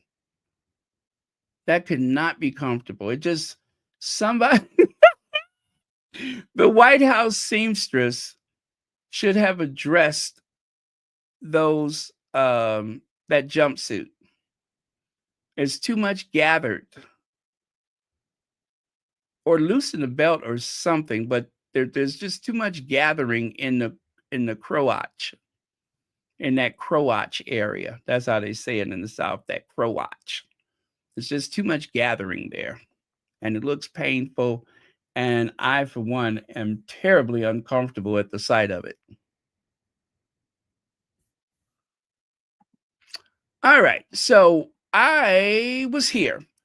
Ask William and Kate, how big is the problem of people not working? That seems to be a BBC something.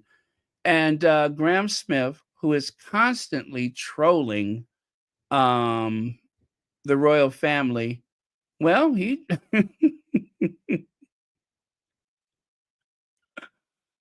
he said, ask Will and Kate.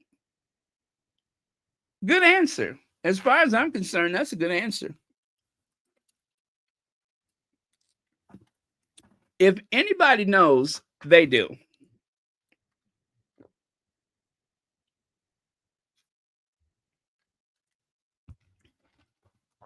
No one has a better grip.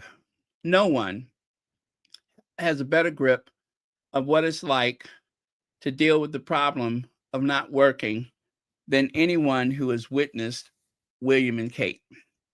So thank you, Graham Smith, for posing that question. Now, let's get to the soundbite.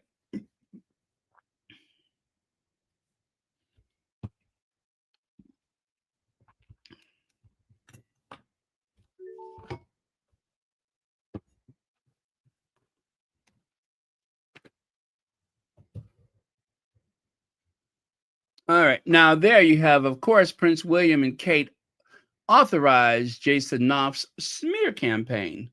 And anyway, I'll let you hear this particular. I don't think this is a squatty. This is just somebody who's tired of their crap. So the palace put out a. I'm taking a quick break from hating on the Doge bags and Velveeta Voldemort to hate on a different billionaire. because I'm an equal opportunity hater. This time it's about Prince Peg. So a little history first. 4 years ago, before the Oprah Winfrey, Meghan Markle, and Prince Harry interview, the palace put out a story that Meghan was bullying people. There has yet to be any actual evidence given from that report, just FYI. But the man who authorized that report was Jason Knopf, and he was given the Royal Victorian Order honor in Windsor Castle a couple years ago. And of course, the reason they said all of that was to place doubt on the Oprah Winfrey interview before it even aired. And do you know how I know that? Because they're doing it again with the exact same bullying story that didn't fly 4 years ago. But of course, they're timing it before her show is coming out in the next few weeks. So here we go again, spinning up the bullying accusations, although they have never released a report at all. So it's been 5 years, and Prince Peg needs to stop his vile obsession with this woman. She doesn't want you, she wants your brother, and you're an abusive creep. Good luck putting out that dossier you speak of. There you go. I wish she would have spoken up just a little louder.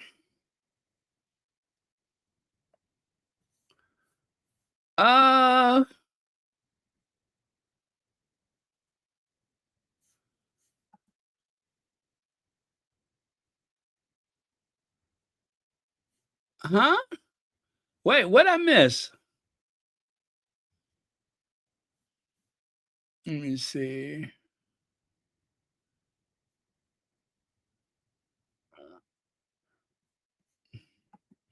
Yeah.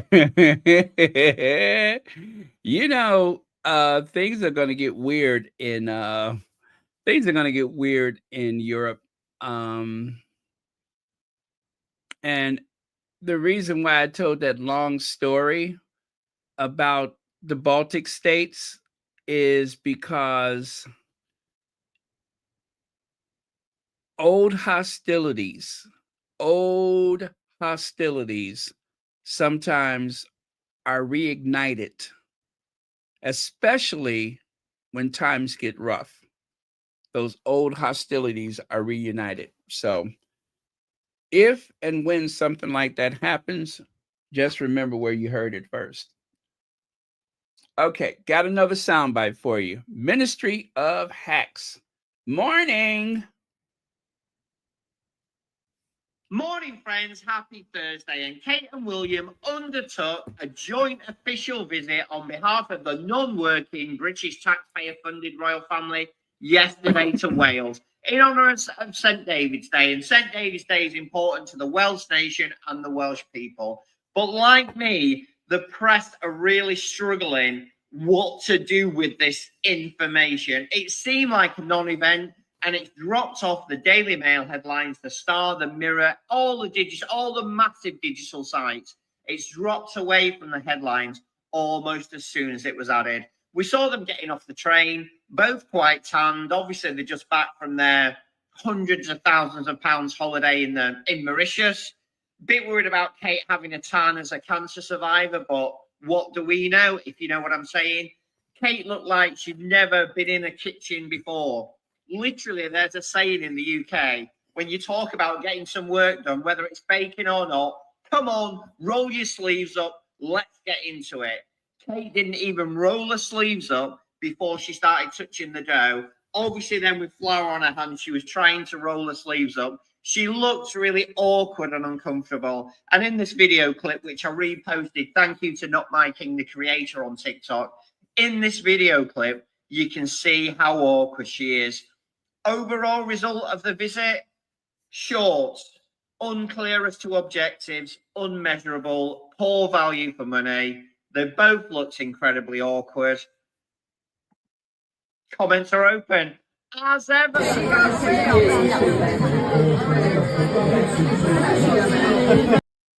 Undertook a... Oh, there we go.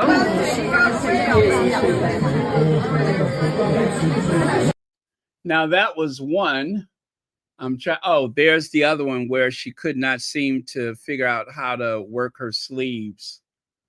There we go. Where's the one where she couldn't figure out how to work her sleeves?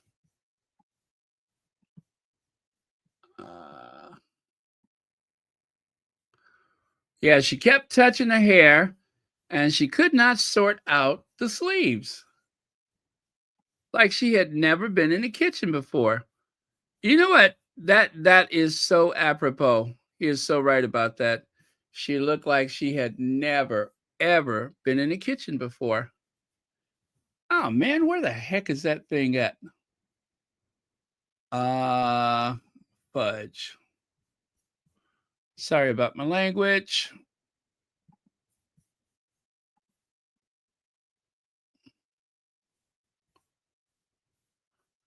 Oh, you know what? I know what I did wrong. I told you they changed something on the app, and until I get used to it. Now that is food, flour, and some type of pastry, and those are her bare hands, and that is her hair, her greasy hair with hair extensions, and she's going to touch the food with that greasy hair extension hand, and she keeps rubbing behind her ear. She's running her finger behind her ear so that she can yeah. So there you have it. That is the level of hygiene Kate has learned in 43 years.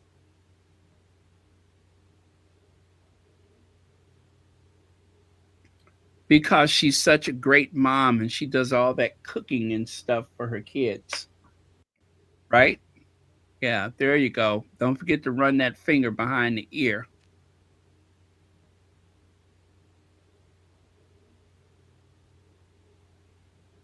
Ugh.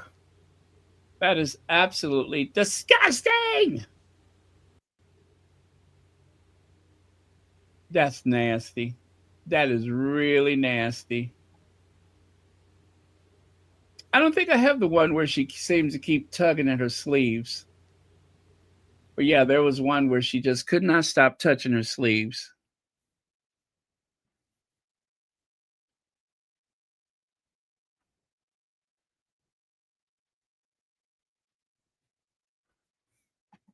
Ah, yeah. It won't that ruin a good meal? Won't that ruin a good meal?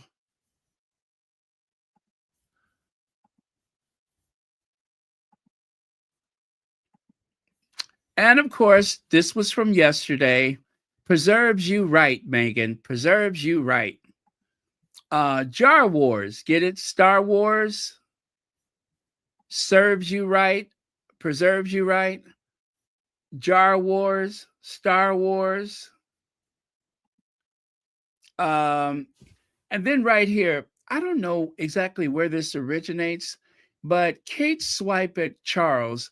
Why buy Dutchie when you can have Kate's recipe for free, right? If you've been buying Dutchie jam from King Charles, maybe you're a fool. British subjects can instead make Kate Middleton jam for free. By contrast, a jar of preserve from the Royal Collection shop can set you back an eye-watering £7. Oh, okay. So yeah, why do that when Kate is willing to give you some jam or preserve for free? Now I kind of think that was a squatty that made that, but either way, it's fun. It's fun. And I went back and I just kind of searched my archives. Meghan's in a jam. They just love doing that, don't they? Preserves you right, Jar Wars, Meghan's in a jam, Meghan's new jam, Meghan's in a jam. They just can't help themselves, can they? They cannot help themselves. And then over here, Britain's ongoing obsession with Meghan's jam. Despite the king's battle with cancer and the heir's wife and children having disappeared from view, newspapers are still filled with news about Duchess of Sussex's jam. 10 days after they first wrote hysterically about Meghan's jam, Friday's UK press was full of stories like Buckingham Palace accused of shading Meghan Markle's jam, and that was in the Independent. A right royal jam. A right royal jam. And then, of course, Meghan's jam isn't about royal tension. It's about certain kinds of lifestyle war, The Telegraph. And if that's not enough, the love child of Jack Elam, allegedly, Jan Moore, another day, another desperate Montecito dollar, this time with jam on it. Oh, God. Oh.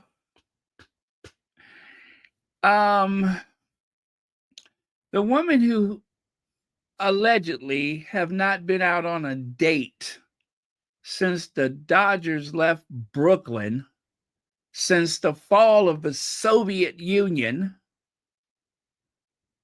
since the Channel project was completed, okay? Practically since the War of the Roses, that's the last time that she's been on a date. Jan Moore hasn't been on a date since Moses parted the Red Sea. But she got time to think about Meghan's jam. Is that what we doing? Oh, really? Oh, really? We got time to think about Meghan's jam? You got other things on your plate. But instead, she is using her ever dwindling boredom, tedious time out in the sun to think about things like Meghan's jam. Make that make sense. Get a boyfriend. Leave Meghan alone. Stop thinking about her jam. Lex says, didn't Kate stop flashing preserves when it withered? I think after a while it just got a bit old, or maybe it's because of the children. Maybe after the children, it just wasn't sensible to go around showing all your business. But thank you so much for the super chat. And then, of course, Chrissy Teigen says Meghan Markle's jam is one of the best bites she'd had all year. Here's what she made with it. And of course, we remember she made that epic bacon and what kind of cheese was that? I think it was brie. I think it was the brie and bacon with jam sandwich. I made a few of those, and oh my goodness, they were delicious. Oh, it was so good.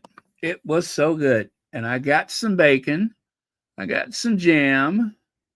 I don't have brie. I do have Philadelphia cream cheese, but I want it to be absolutely creamy and delicious, so I need brie. So that's what I'm going to do. That's my project this weekend, is to find some brie so I can make one of those sandwiches.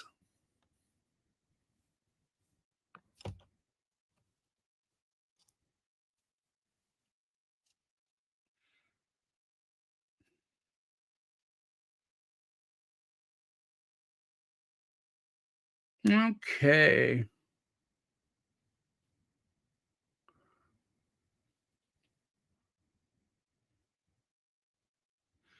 Hey, Von Sola Adams, I didn't know you were here.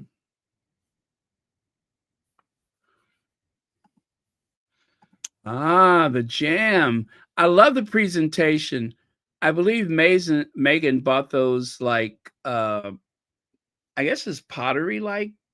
I don't know if it's you would consider that a vase or a bowl. It's kind of like a bowl with a pedestal, big serving bowl. But either way, with the lemons, the fresh lemons with all of the, leaves and vines and everything, that is a beautiful presentation. That is a beautiful presentation. Very elegant. And who can forget Abigail Spencer? Oh my goodness, did she rub Angela Latrine the wrong way? I just, I don't understand why she was she was so hysterical and rolling all over the ground in hysterics. I just don't understand it. She was, she had, she had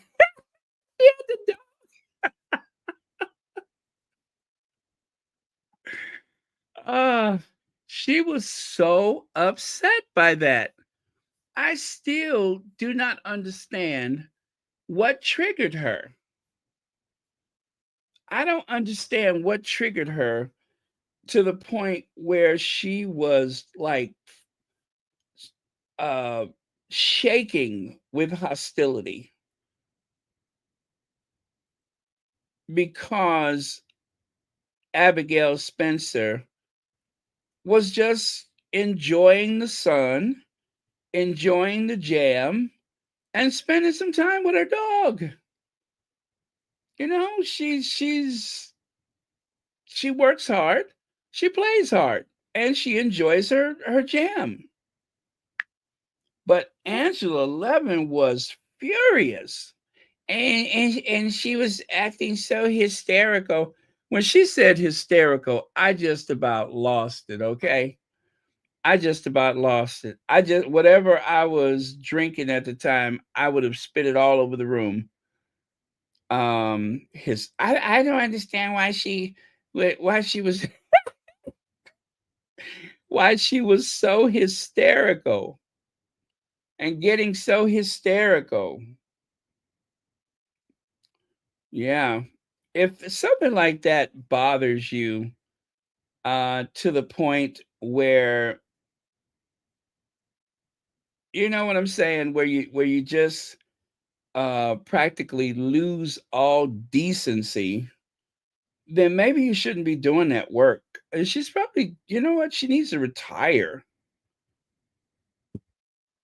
She really needs to retire. I'm trying to find that. Is this it? You sound like a troll. You sound like a social media troll. Everything you can point out that's very rude. You don't call someone a dog with respect. That's without respect. No, it is with respect. Let me talk about something else. Abigail Spencer, who is also a friend of Meghan's, she has given the 6th jar of jam, right? And we would see her lying on the grass, hugging it with the dog close by. Very sort of set-up thing. That's one when she's sitting up. You're sitting down, and I thought, how ridiculous. This is a jar of jam. Why were you all getting hysterical about a jar of jam? Who's hysterical about it? It's PR. She's trying to sell something. This is called advertising. I know what PR is. I know what PR is. Well, with respect, clearly you don't. You're saying it's so set up. It's a PR stunt. You're here to fight me, so why don't you say goodbye? I'm not here to fight you. I'm just laying out the truth to you. You're very rude. No, Angela, you don't want to be challenged. You sound like a troll. You sound like a social media troll. I tell you, and y'all know she hung up on him. She literally slammed that computer, and that was the end of that interview. You're very rude. You're very rude. You just want to. You're very rude. And she's hugging it and getting all hysterical and she's holding the dog.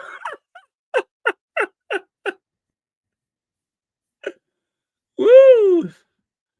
I tell you, that was like my best day since Christmas when that interview happened. That was my best day since Christmas. And why was she getting so hysterical? Because she had number 6 jar jam. That's why she was happy to have number 6 jar jam. If you had jar number 6, you'd be happy too.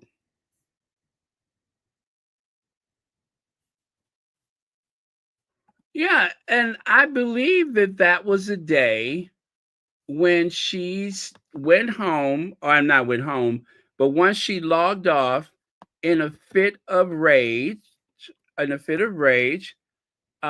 she started taking that lipstick and just smearing it and smearing it and smearing it until she broke it. Right? That's what happened. She broke the tube of lipstick, just smearing it in a fit of rage. Now that's hysterical. That should be deemed hysterical. That's being hysterical when you're so upset that you got on so much lipstick that you can't even part your lips to tell your next lie. Why is she hugging it? Because she was happy. That's why. Any more questions? Abigail doing her thing. She happy, the dog happy, the sun is shining.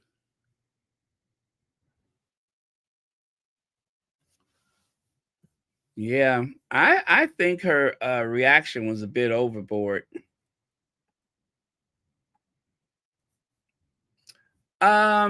This famous quote: imitation is the sincerest form of flattery that mediocrity can pay to greatness. Mediocrity. That describes Will and Kate perfectly. Imitation is the sincerest form of flattery that mediocrity can pay to greatness. Is a quote by Archewell. It means that trying to be like someone else or to own or think like them is a compliment. But is it really a compliment? In Will and Kate's side of things, I think it's like being a stalker. Yeah. Sincerest form of flattery that mediocrity can pay to greatness. Well, it does put the focus of the imitation, it does put them on a bit of a pedestal, doesn't it? And it is saying that that is a person of greatness, or whatever they're doing is that of a great person, or you know what I'm saying? Greatness. But what does it say about the 43-year-old woman who dresses up like her sister-in-law? What does it say about her? I know. I cannot wait to get my jam. And I think this is the last thing I have. Is it? Yeah, this is the last thing I have for today. Isn't that cool? Do you guys see what's going on in this painting, image, whatever it is? Do you guys get what's going on here? Please be the first one to tell me what exactly is happening in this image. I'll wait.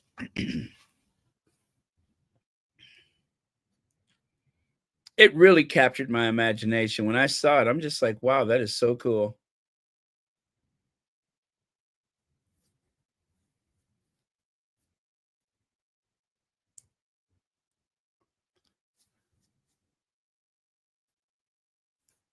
I'm waiting. Yeah, there are selfies. But what is the overall message? There's a greater message that's going on here.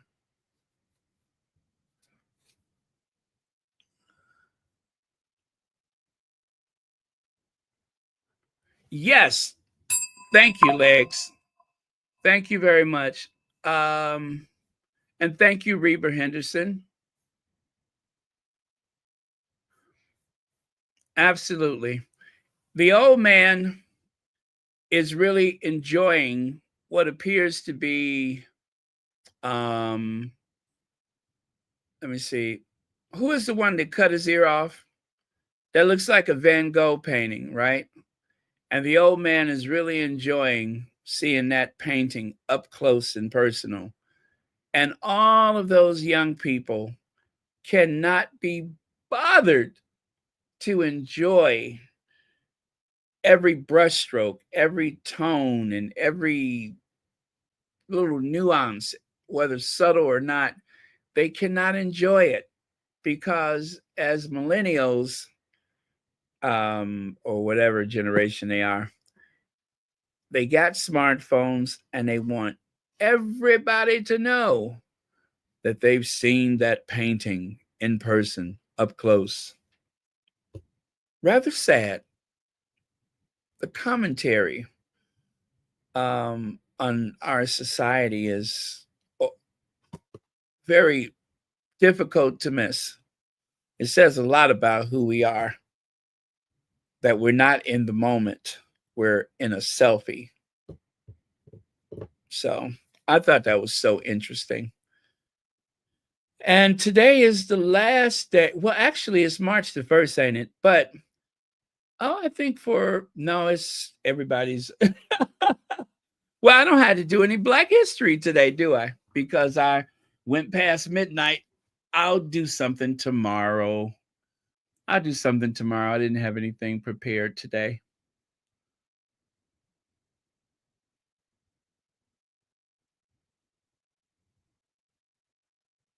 Oh, Paulina answered. Thank you so much for being here.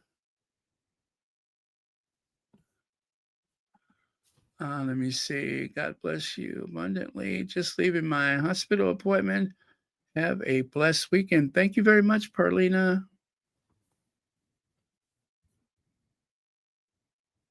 Yes, they're not being present. They're not present.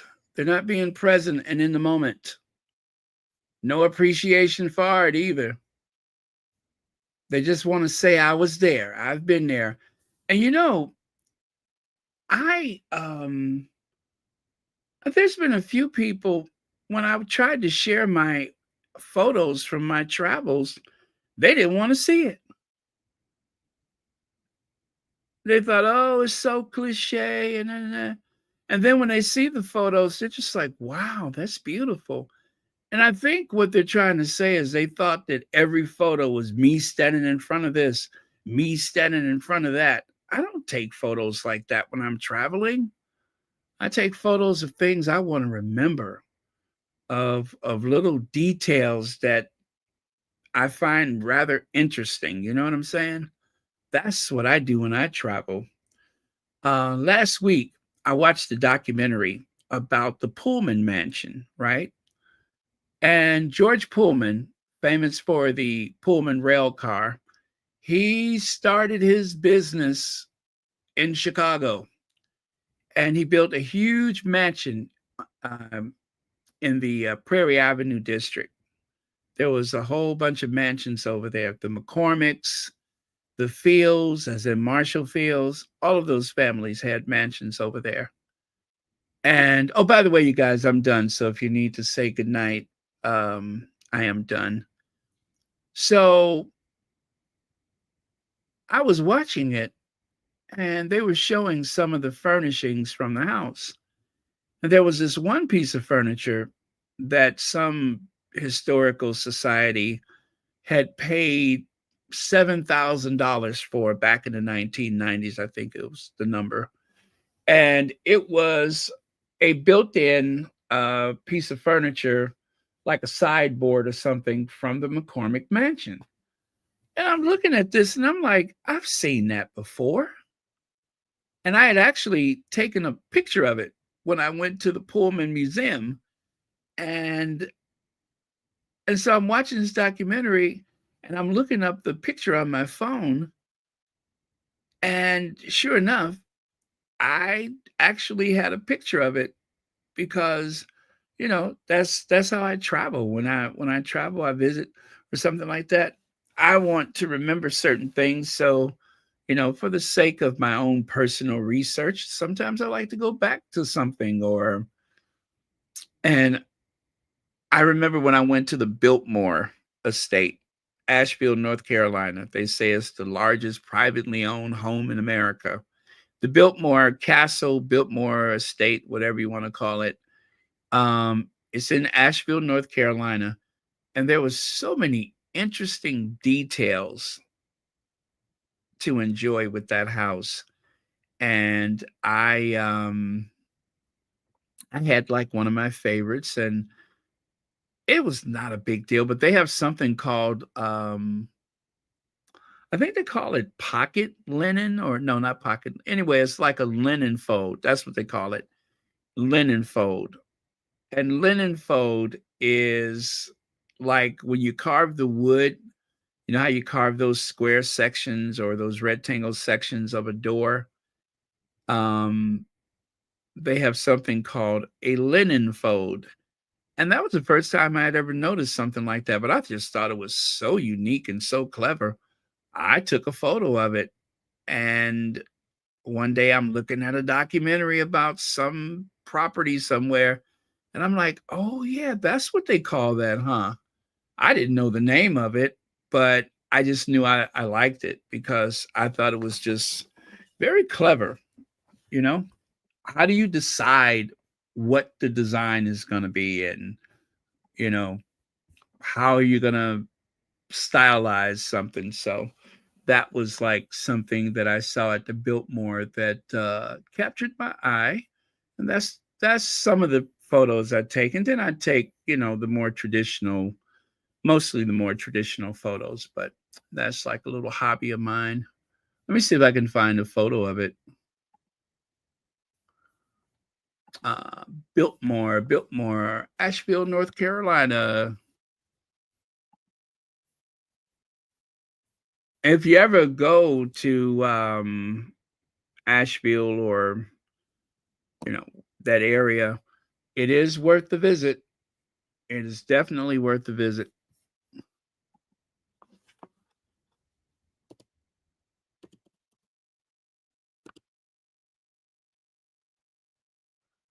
Oh, I think I spelled that wrong. It's Biltmore,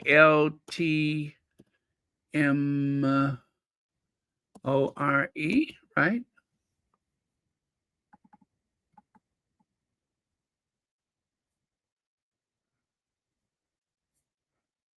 Oh, Biltmore Estate. Completed 1895, George Vanderbilt.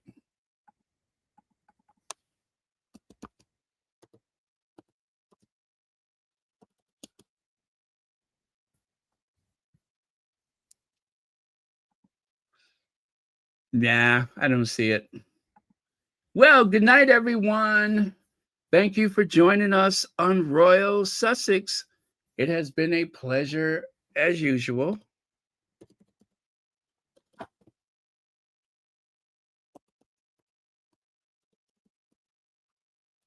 Huh, that's so weird. How come I don't see it?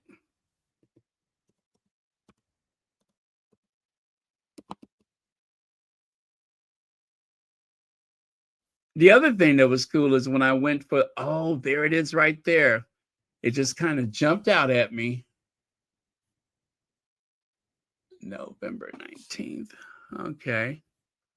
Yeah, I went there in November of 2019 before the pandemic.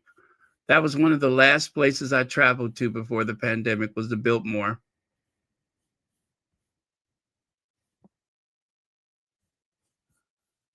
Okay, I'm going to see if I can share that with you.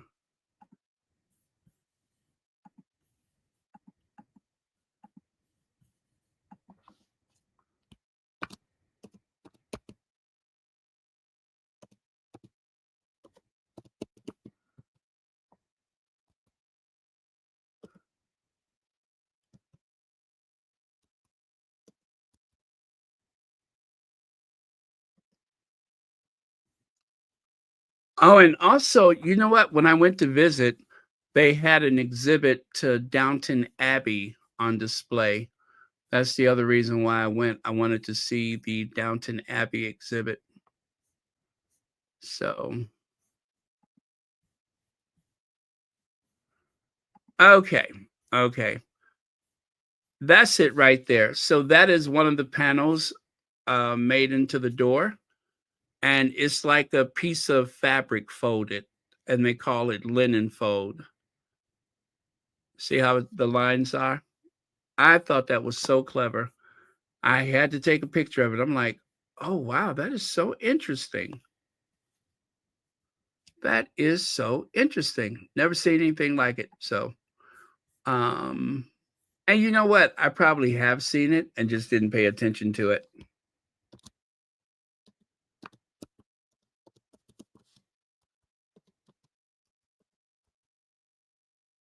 And you can tell that that is some quality wood.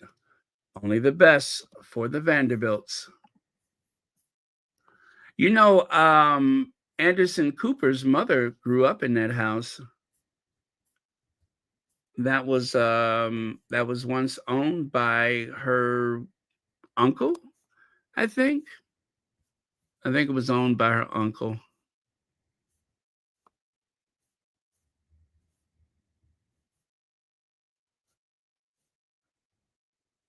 Huge country estate.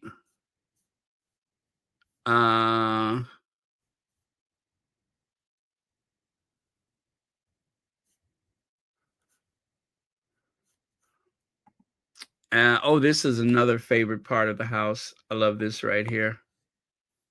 This is called the loggia. The loggia is kind of like a balcony, but it's kind of built into the house, right? So there's house over it. There's obviously house under it.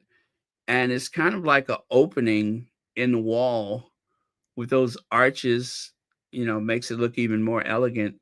And you can see how rural Biltmore is. It's like way out in the country. They purchased all that land just to build that house. Unspoiled, land that was just in a rural setting, and they bought it and built that estate.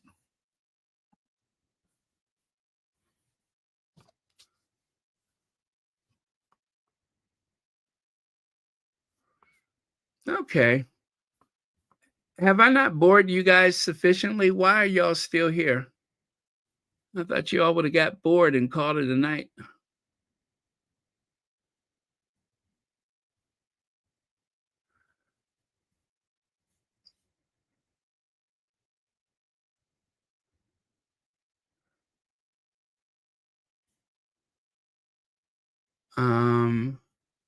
Somebody got on your nerves today?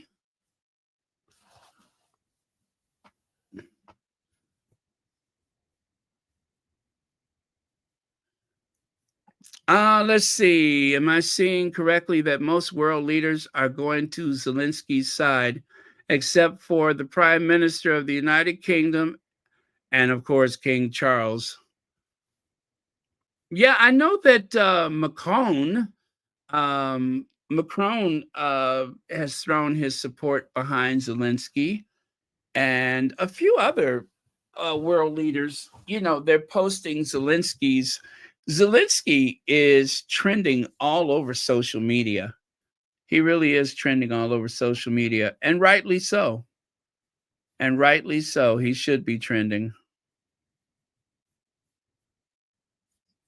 What happened today was inexcusable. It was inexcusable. And I couldn't watch it anymore. I could not go back and watch it any further. It was very upsetting. And that little a-hole, what's his name? The vice president, he really made a bad situation worse. He really made a bad situation worse.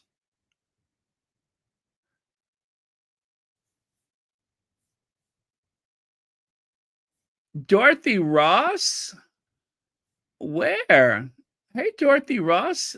Thanks for joining us.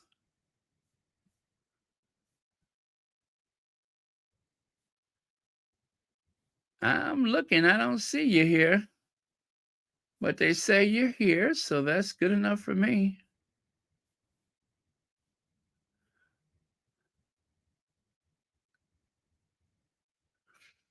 I did not hear anything about that, but I promise you, I made absolutely zero contributions to anybody today. I just kind of, did my thing.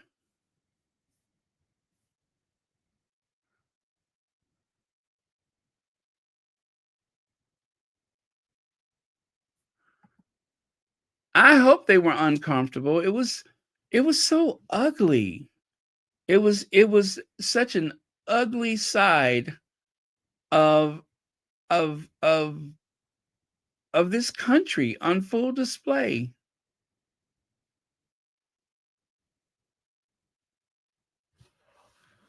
Thank you, Jessica Foreman.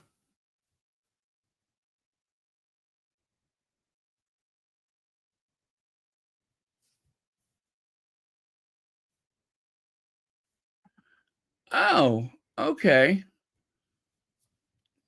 You know what? I need to go get my eyes checked. There we go. Dorothy Ross. Hello to you too, and thank you so much for saying hi to us. I hope all is well with you.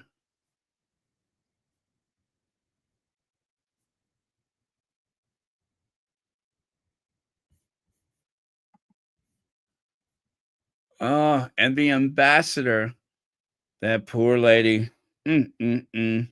I feel her pain. Of course, I could never feel as bad as she is in that moment. That was such a uh, oh God, pray for this country. I feel a lot like Prince Harry. Prince Harry believes in the possibilities of the of a platform like the monarchy, right? Prince Harry believes in monarchy. He believes in the of what's possible because it is a great platform and you could do some fantastic things with it. But they're not. They're not really well. I'll say Charles has done some good things with his platform, but by and large, most people just waste the platform and don't use it properly. And they did not want Meghan to use it. They did not want Meghan to help people. They didn't want Diana to help people. Because anytime you try to get real with the monarchy and really help people, then they start screaming, "Oh, you're being political, you're being political." So, for the few family members who really do want to make a difference, and that's why it's a good thing that Harry and Meghan are out of there because they would have been trying to hold them back time and time again.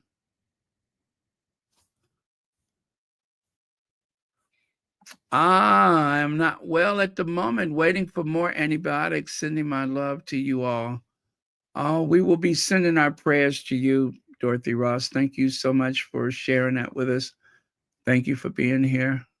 Absolutely. Absolutely. Yeah, and remember to drink a lot of water with them and, flush them through your system. Um, Works so much better like that. You really want to flush them through your kidneys and everything. Very important. Antibiotics is a lifesaver, but it's good to drink a lot of fluids to keep it to get it through your system.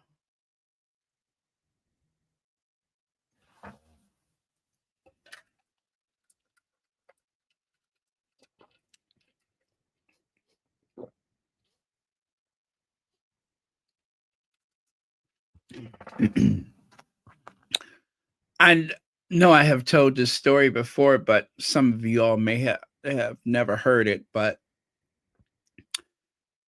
picture it. Okay, let me do Sophia again. Sophia Petrillo. Picture it. Germany, 2009. A progressively aging, but not quite middle age kid from a not so rough neighborhood, not so great neighborhood, decided to go on a whirlwind tour of Europe, right? And let's say he packed everything that he thought he would need for 32 days and 32 days and 31 fun-filled nights. He packed everything he thought he would need. But there was one thing that he wanted to take with him, and he didn't really have access to it.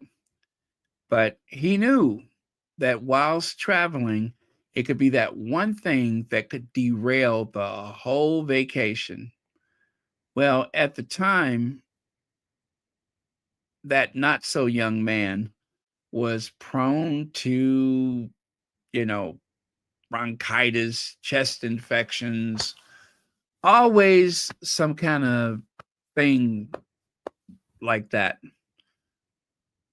Now, since then, he's mostly grown out of it, but this guy was, constantly having issues like that. So, as a precaution, he took an old receipt from the pharmacy that had the name of an antibiotic that he had taken before. Of course, by now that person was me.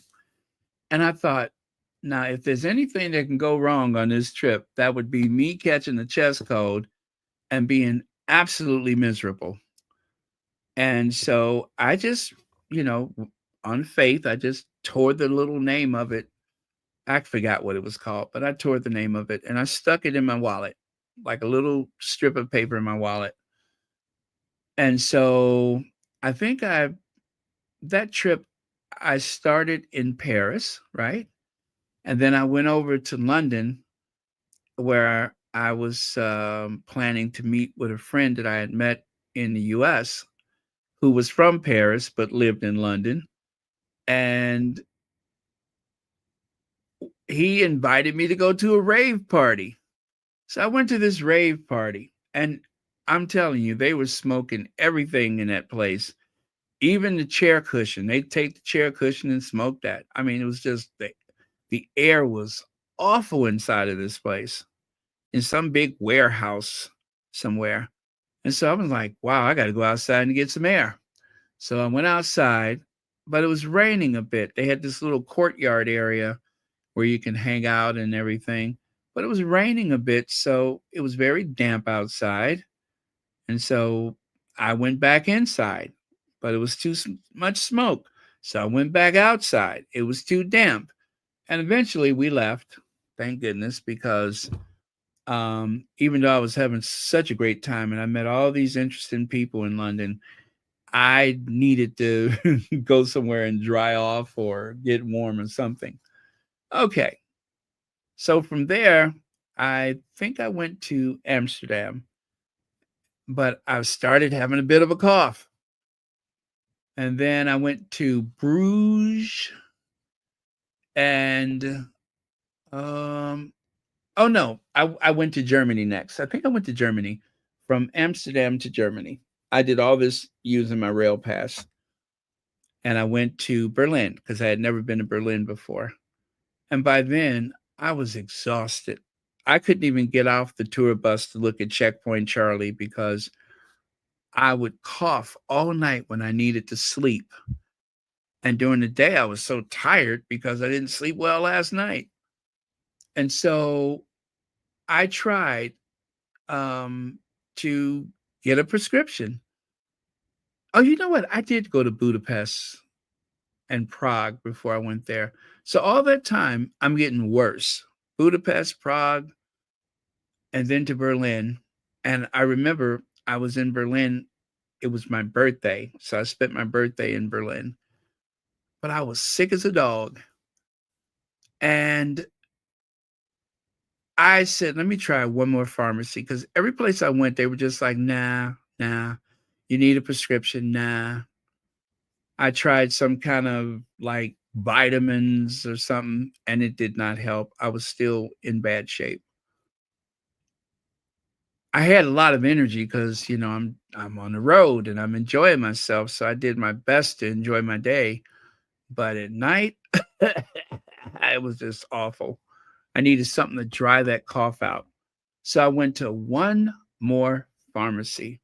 And I'll never forget this. I went into that pharmacy and I asked the pharmacist, I said, I'm from the United States and I'm on vacation and I'm very sick. I said, I have the worst cough. I said, I have this prescription. I said, this is the name of it. Is there any way you could please give me this prescription? And she looked at me and she looked at that prescription, or at least it wasn't a prescription, it was just the name of it. And she says, and you're traveling right now? I said, yes. And she said, well, I don't want you to ruin your vacation, but I'm not supposed to give this to you because you do not have a prescription. Oh my God, my heart just sank. I'm like, oh my God, I'm going to be like in the hospital if I don't get some help. And so she said, you've taken this before? I said, yeah. And she said, okay. She said, well, I'm not supposed to do this. She said, but I'm going to give you this prescription because I want you to feel better. So she said, it was a Z pack. She said, take 2 of these now and then, you know, take the rest until it's all gone. And I promise you, within a day and a half, I felt so much better. Even the next day, I was already feeling good. If that lady hadn't given me that prescription, I don't know if I'd be here talking to you right now. I don't know if I'd be here talking to you right now because the combination of the damp and the smoke in that club, and it rained a lot anyway, because, you know, it was the fall of 2009. So thank God I never forget that lady. The way she looked at me with so much like love and concern in her eyes. She literally saved my life and saved my vacation, you know, and I will be eternally grateful to her. So that was my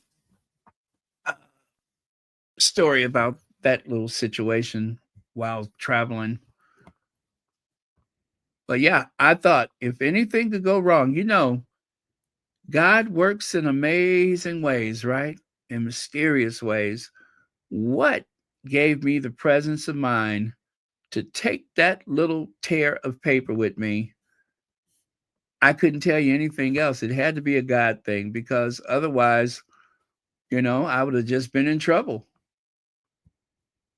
I probably would have had to spend a whole lot of money going to a hospital or something. So that was a lifesaver.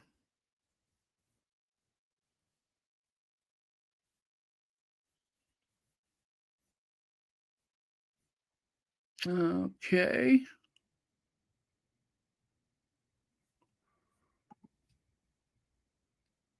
Thank you so much for that. Oh, you absolutely deserve it. You're like one of the first of the squatties for probably quite a few of our Sussex safe spaces.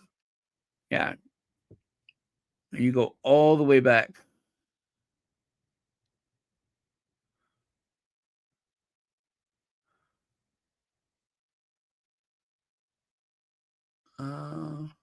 Oh, thank you, A Hill.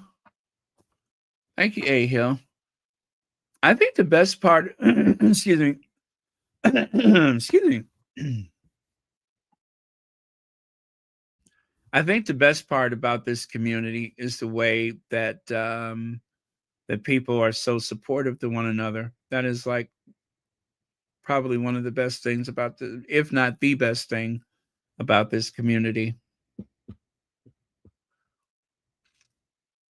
Oh, and you know what I neglected to do today, but I'll do it tomorrow, is I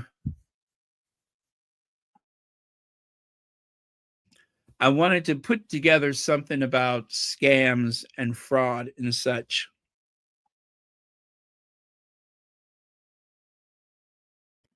Because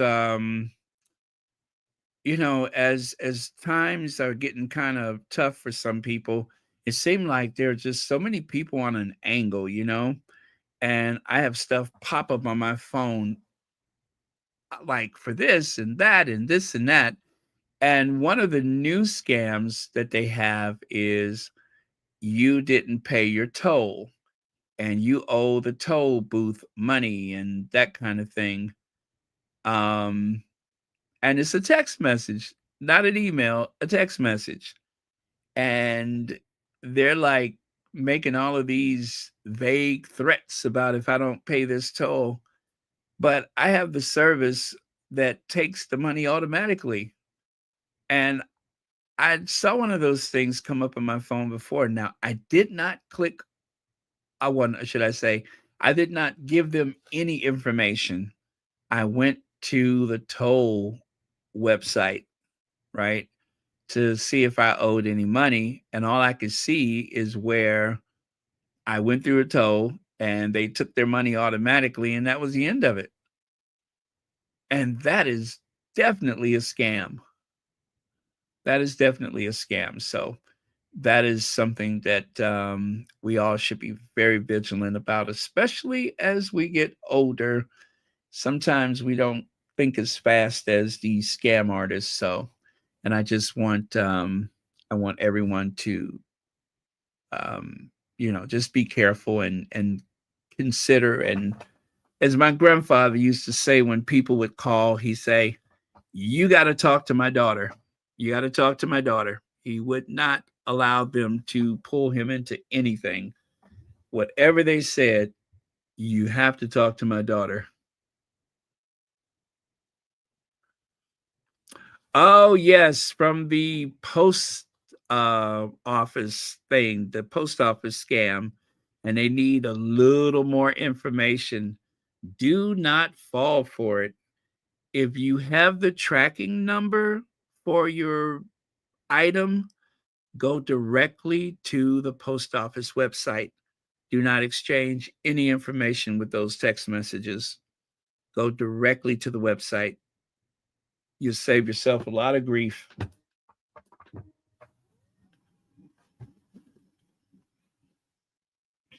And I think what that means is that your information may be on the so-called dark web. And so they have your name and your phone number in some cases. And so they're fishing. They're fishing. They cast a big net. And for every person who says, this looks like a scam, there's going to be a few people that are going to give them everything that they wanted. Credit card, phone numbers, social security number, all that stuff. So yeah, we're definitely going to talk about that some more because at Royal Sussex, we don't just talk about this or talk about that, but we talk about things that are very important. And that is very important because it breaks my heart when I see someone has lost their entire life savings because of some scam artist. I never use Zelle because, you know, Zelle is directly connected to your bank account. And once that money comes out of your account, they cannot get it back. And what they want to do is wire that money overseas. And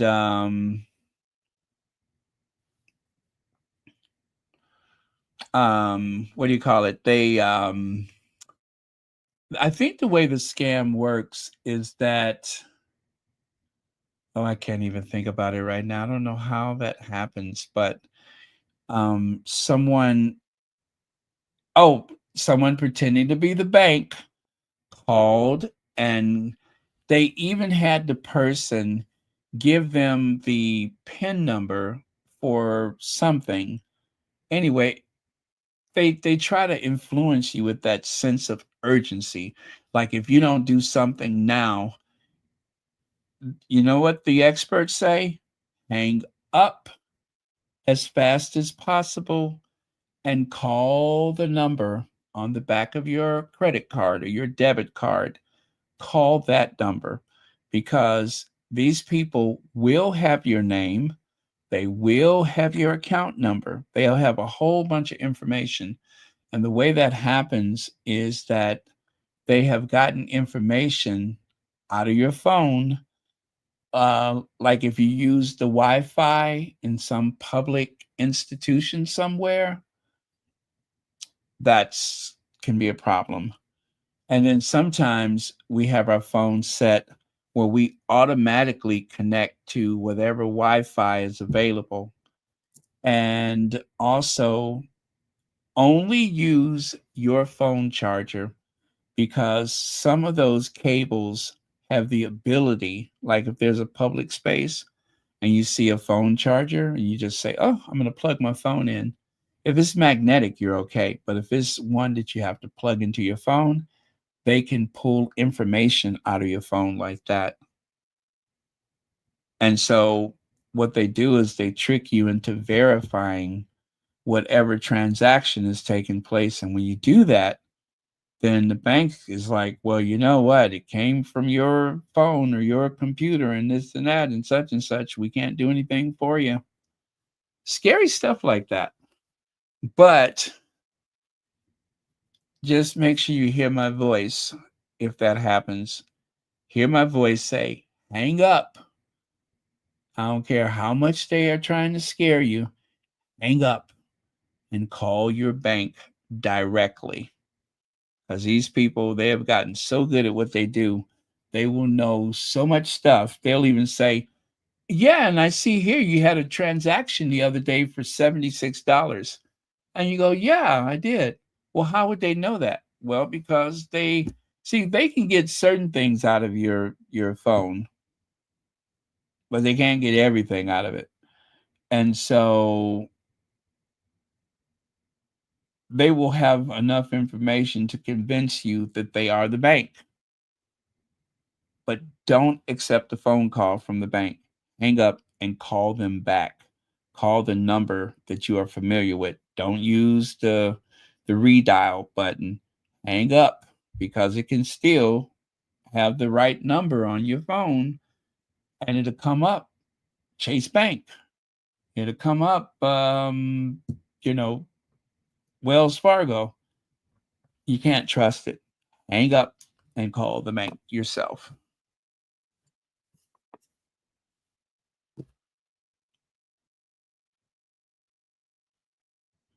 Oh, good old NHS, huh? National Health Service. Thank goodness for that.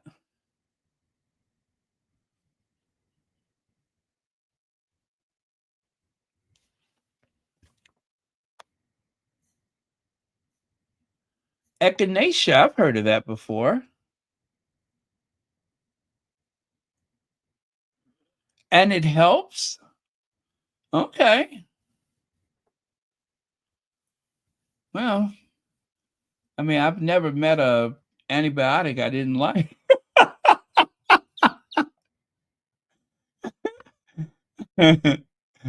I've never met an antibiotic I didn't like, but it's definitely worth a try, because you can't always depend on getting a prescription. Oh, okay. That sounds like Mexico. Yeah, you'll be amazed at what they sell over the counter in Mexico.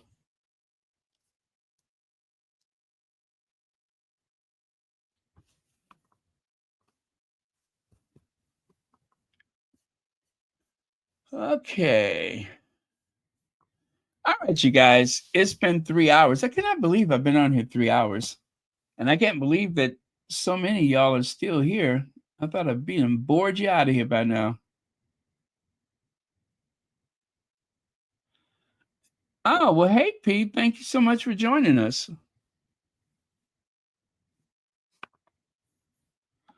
Ah, okay. Interesting. Echinacea.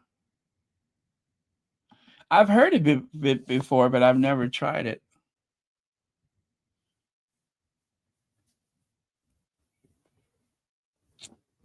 Okay, I have to try that then.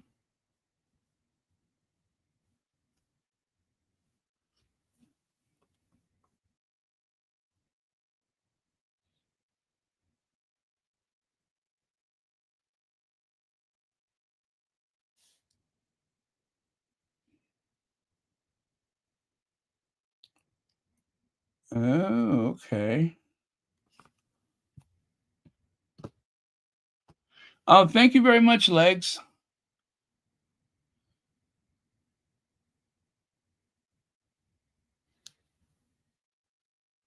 Oh, you watched it, Dorothy Ross, huh? It was, oh my gosh. I'm so embarrassed by that. I am so embarrassed. I am. As an American, I'm embarrassed.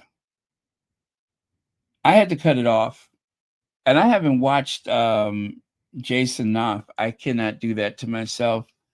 I accidentally allowed a couple of his things pop up on my screen, but I could not watch that interview. And it's very uncomfortable for me.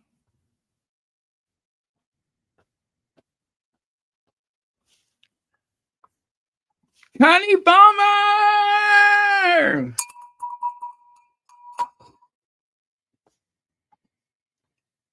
One of these days, I'm just going to show up in Switzerland, and everybody I run into, I'm going to say, do you know Connie Bomber?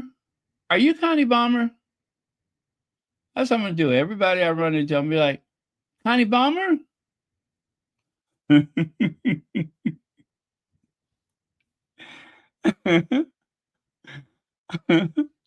I'm going to say, I thought everybody in Switzerland called themselves Connie Bomber. You know, you have the British, you have the French, and in Switzerland, you have the Connie Bombers.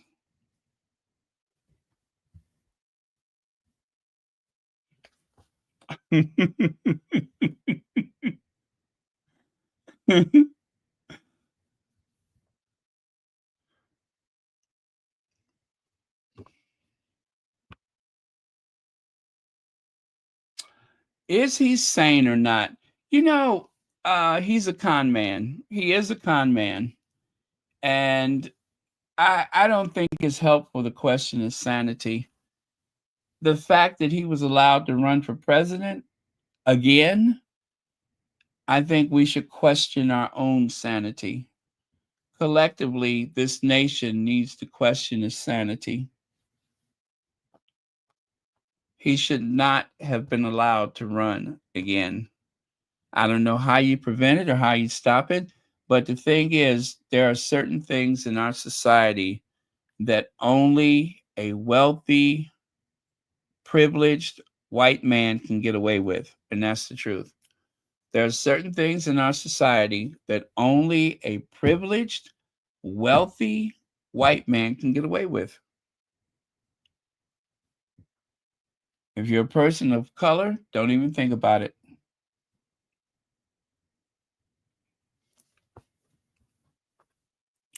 Yep, and that is the truth. He may be the last.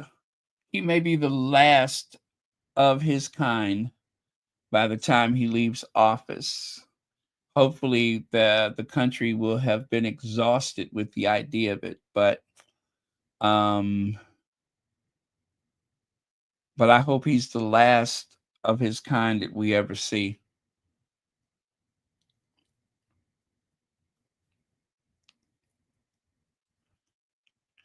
Yeah, Dorothy Ross. I actually was asking yesterday if anyone was struggling with their mental health and such, because even though it is, hundreds of miles or thousands of miles away from us, seeing these things can make you feel very helpless and anxious. And a lot of the media can make anything bad that much worse because of the way they tell the story. Like with the evening news programs here in the US, dun, dun, dun, dun, dun, dun, dun, dun, dun, dun, dun, dun, dun. They have that suspenseful music that leads into the story. And one day I was looking, I'm like, oh my God, I can't do this. And the person who's describing the news of the day, and finally tonight, questions are, I'm just like, you guys are scaring the crap out of me. And so I've first I stopped watching the local news. Then I stopped watching the national news or international news. And eventually I completely tuned out of all of the cable news services back in 2016. And I haven't looked back because, on special occasions like election night and such, I'll watch the coverage. But for the most part, they keep you coming back.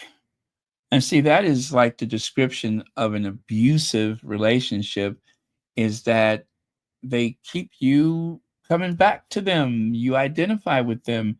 And after a while, you believe that only the abuser can give you the answers. Right? And that's what Trump is. He's like the national, international abusive boyfriend. When he's not abusing people, he's a stalker. When he's not stalking people, he is plotting against them.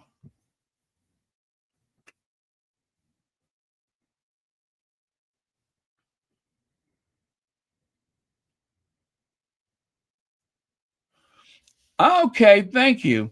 I kind of suspected that, Connie Bomber, that Switzerland was just like one huge family. Yep, one huge family. I don't know how you all distinguish each other, because if I say Connie Bomber, I would expect everybody to answer, but you all understand each other in Switzerland. So depending on who says Connie Bomber and how they say it, that's how you all can tell each other.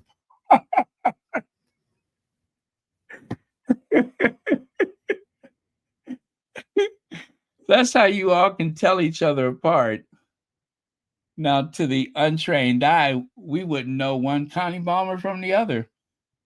They just all switch people as far as we're concerned. But you all have a way of identifying each other. That's good. That's very talented.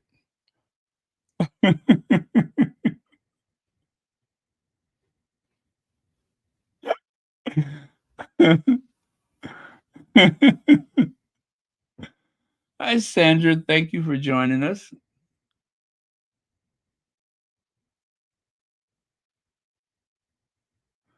Yeah, he is an abusive boyfriend. He is the international abusive boyfriend.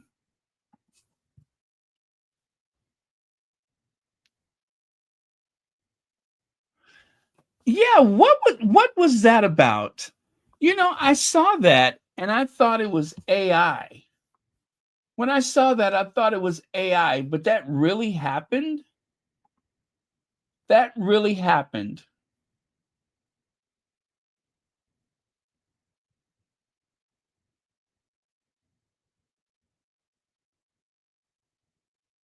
Okay. Okay. I'm going to have to see that. I am going to have to see that. Donald Trump and Macron thigh.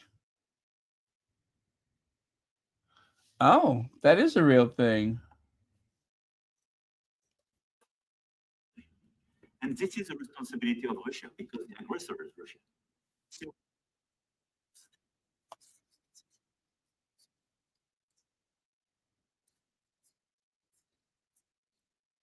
Okay, I'm waiting for the thigh.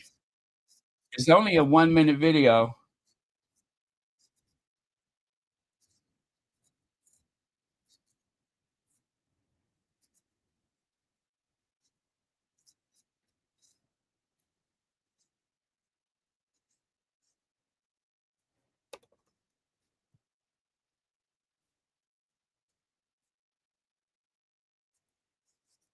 See, Donald Trump lied.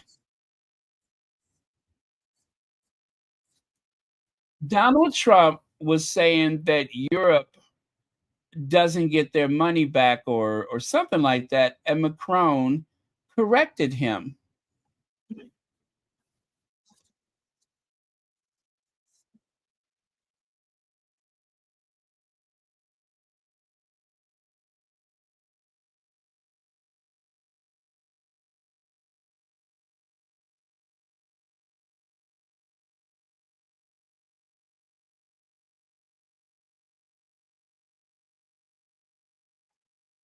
Okay, I still don't see the thigh thing.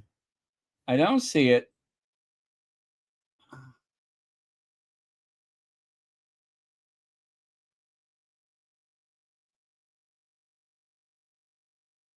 Oh. Well, now the thing is, I see it on the thumbnail, but I don't see it in the video. Ugh, Donald Trump caressing Macron's thigh. Ugh.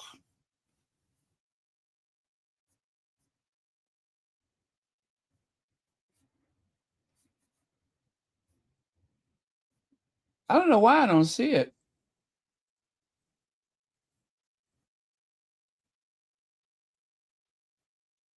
Okay, he touched Donald Trump's thigh.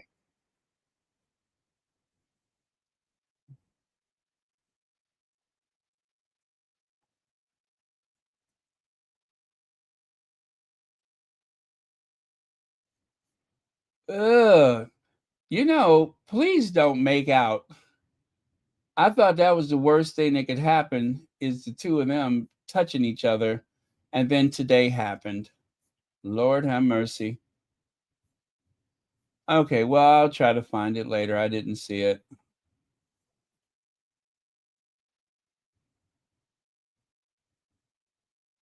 But good for Macron for straightening him out because he lied. And the thing is, Donald Trump is lying about Ukraine as it relates to Europe in front of a European leader and on national television. And he's just flat out lying. And he makes up numbers. And that was one of the things that got Zelensky so triggered is that Donald Trump was saying that millions of Ukrainians have died. And he's like, no, no, no, no, no. The war would have been over with in a week. And Zelensky was like, no, 3 days. That's what Putin said in 3 days. He said, I've heard that before too. And it was disgraceful the way that Donald Trump conducted himself. And of course, that other fool too. I can't remember his name. But it was very disgraceful and in such bad taste. Horrible. Embarrassing.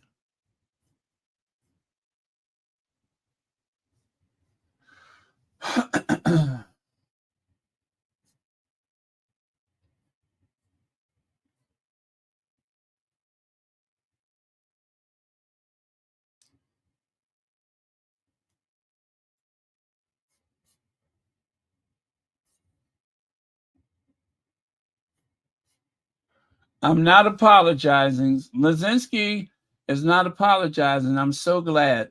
I don't like a bully. I hate a bully. I really do hate a bully. Do not apologize.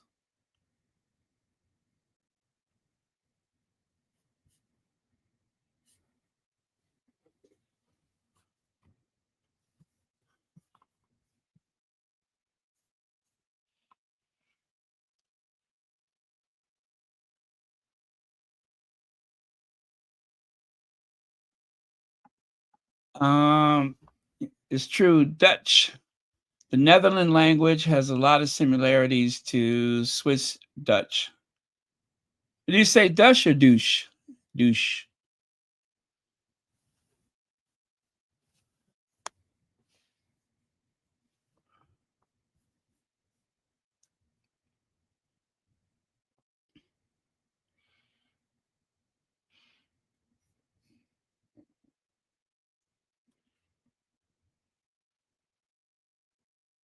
I remember the first time I went to Germany back in 1999. I wanted some shower gel, and I was like trying to figure out what it was and where it was, and I think the name of it was douche dash, something like that. And I'm just like, I just want to take a bath. I ain't trying to. I ain't trying to. You know what I'm saying? I just want to take a bath. I'm not sure I'm qualified to use anything with that name. You know what I'm saying? I'm just trying to clean myself up. I don't need that. I'm not trying to be as fresh as a summer's eve. I just want to take a bath. Little language barrier, I think, but eventually we got there.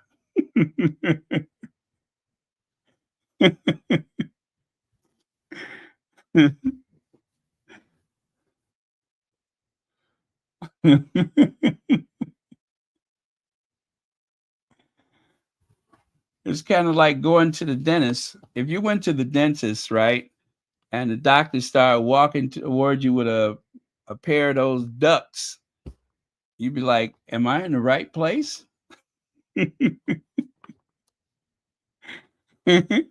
Exactly. Exactly. What kind of examination is this? Am I overdressed? Am I overdressed for this examination? I was wondering what the stirrups was for.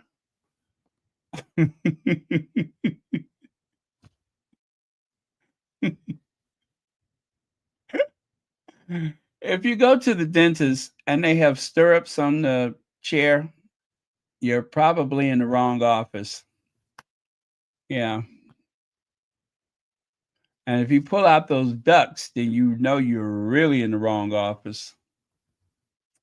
What the hell am I talking about?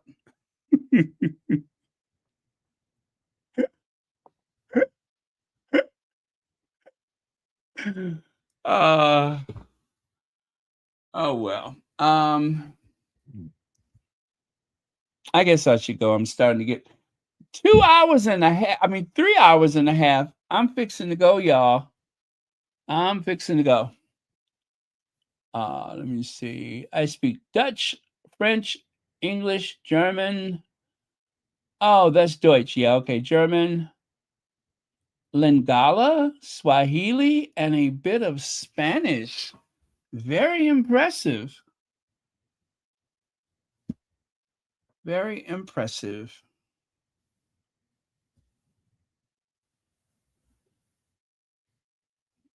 I think Lady Sussex speaks several languages. She sounds so continental and international.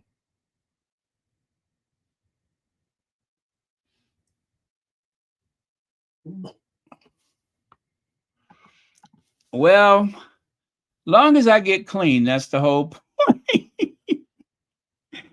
Long as I get clean, that's the whole point. And if I'm as fresh as a summer's eve, then so be it. But nobody can say I'm not clean. Okay, I'm finna go, y'all, because I'm getting way too weird. I'm starting to sound weird to me. Love you guys. Thank you very much. Thank you, moderators, for keeping this a safe space. And as always, thank you for watching Royal Sussex.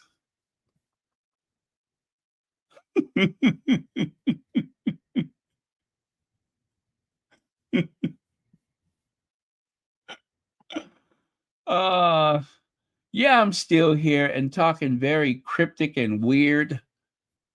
Yeah, I'm still here and I'm starting to get weird, so I better go. Okay, love you all. Good night.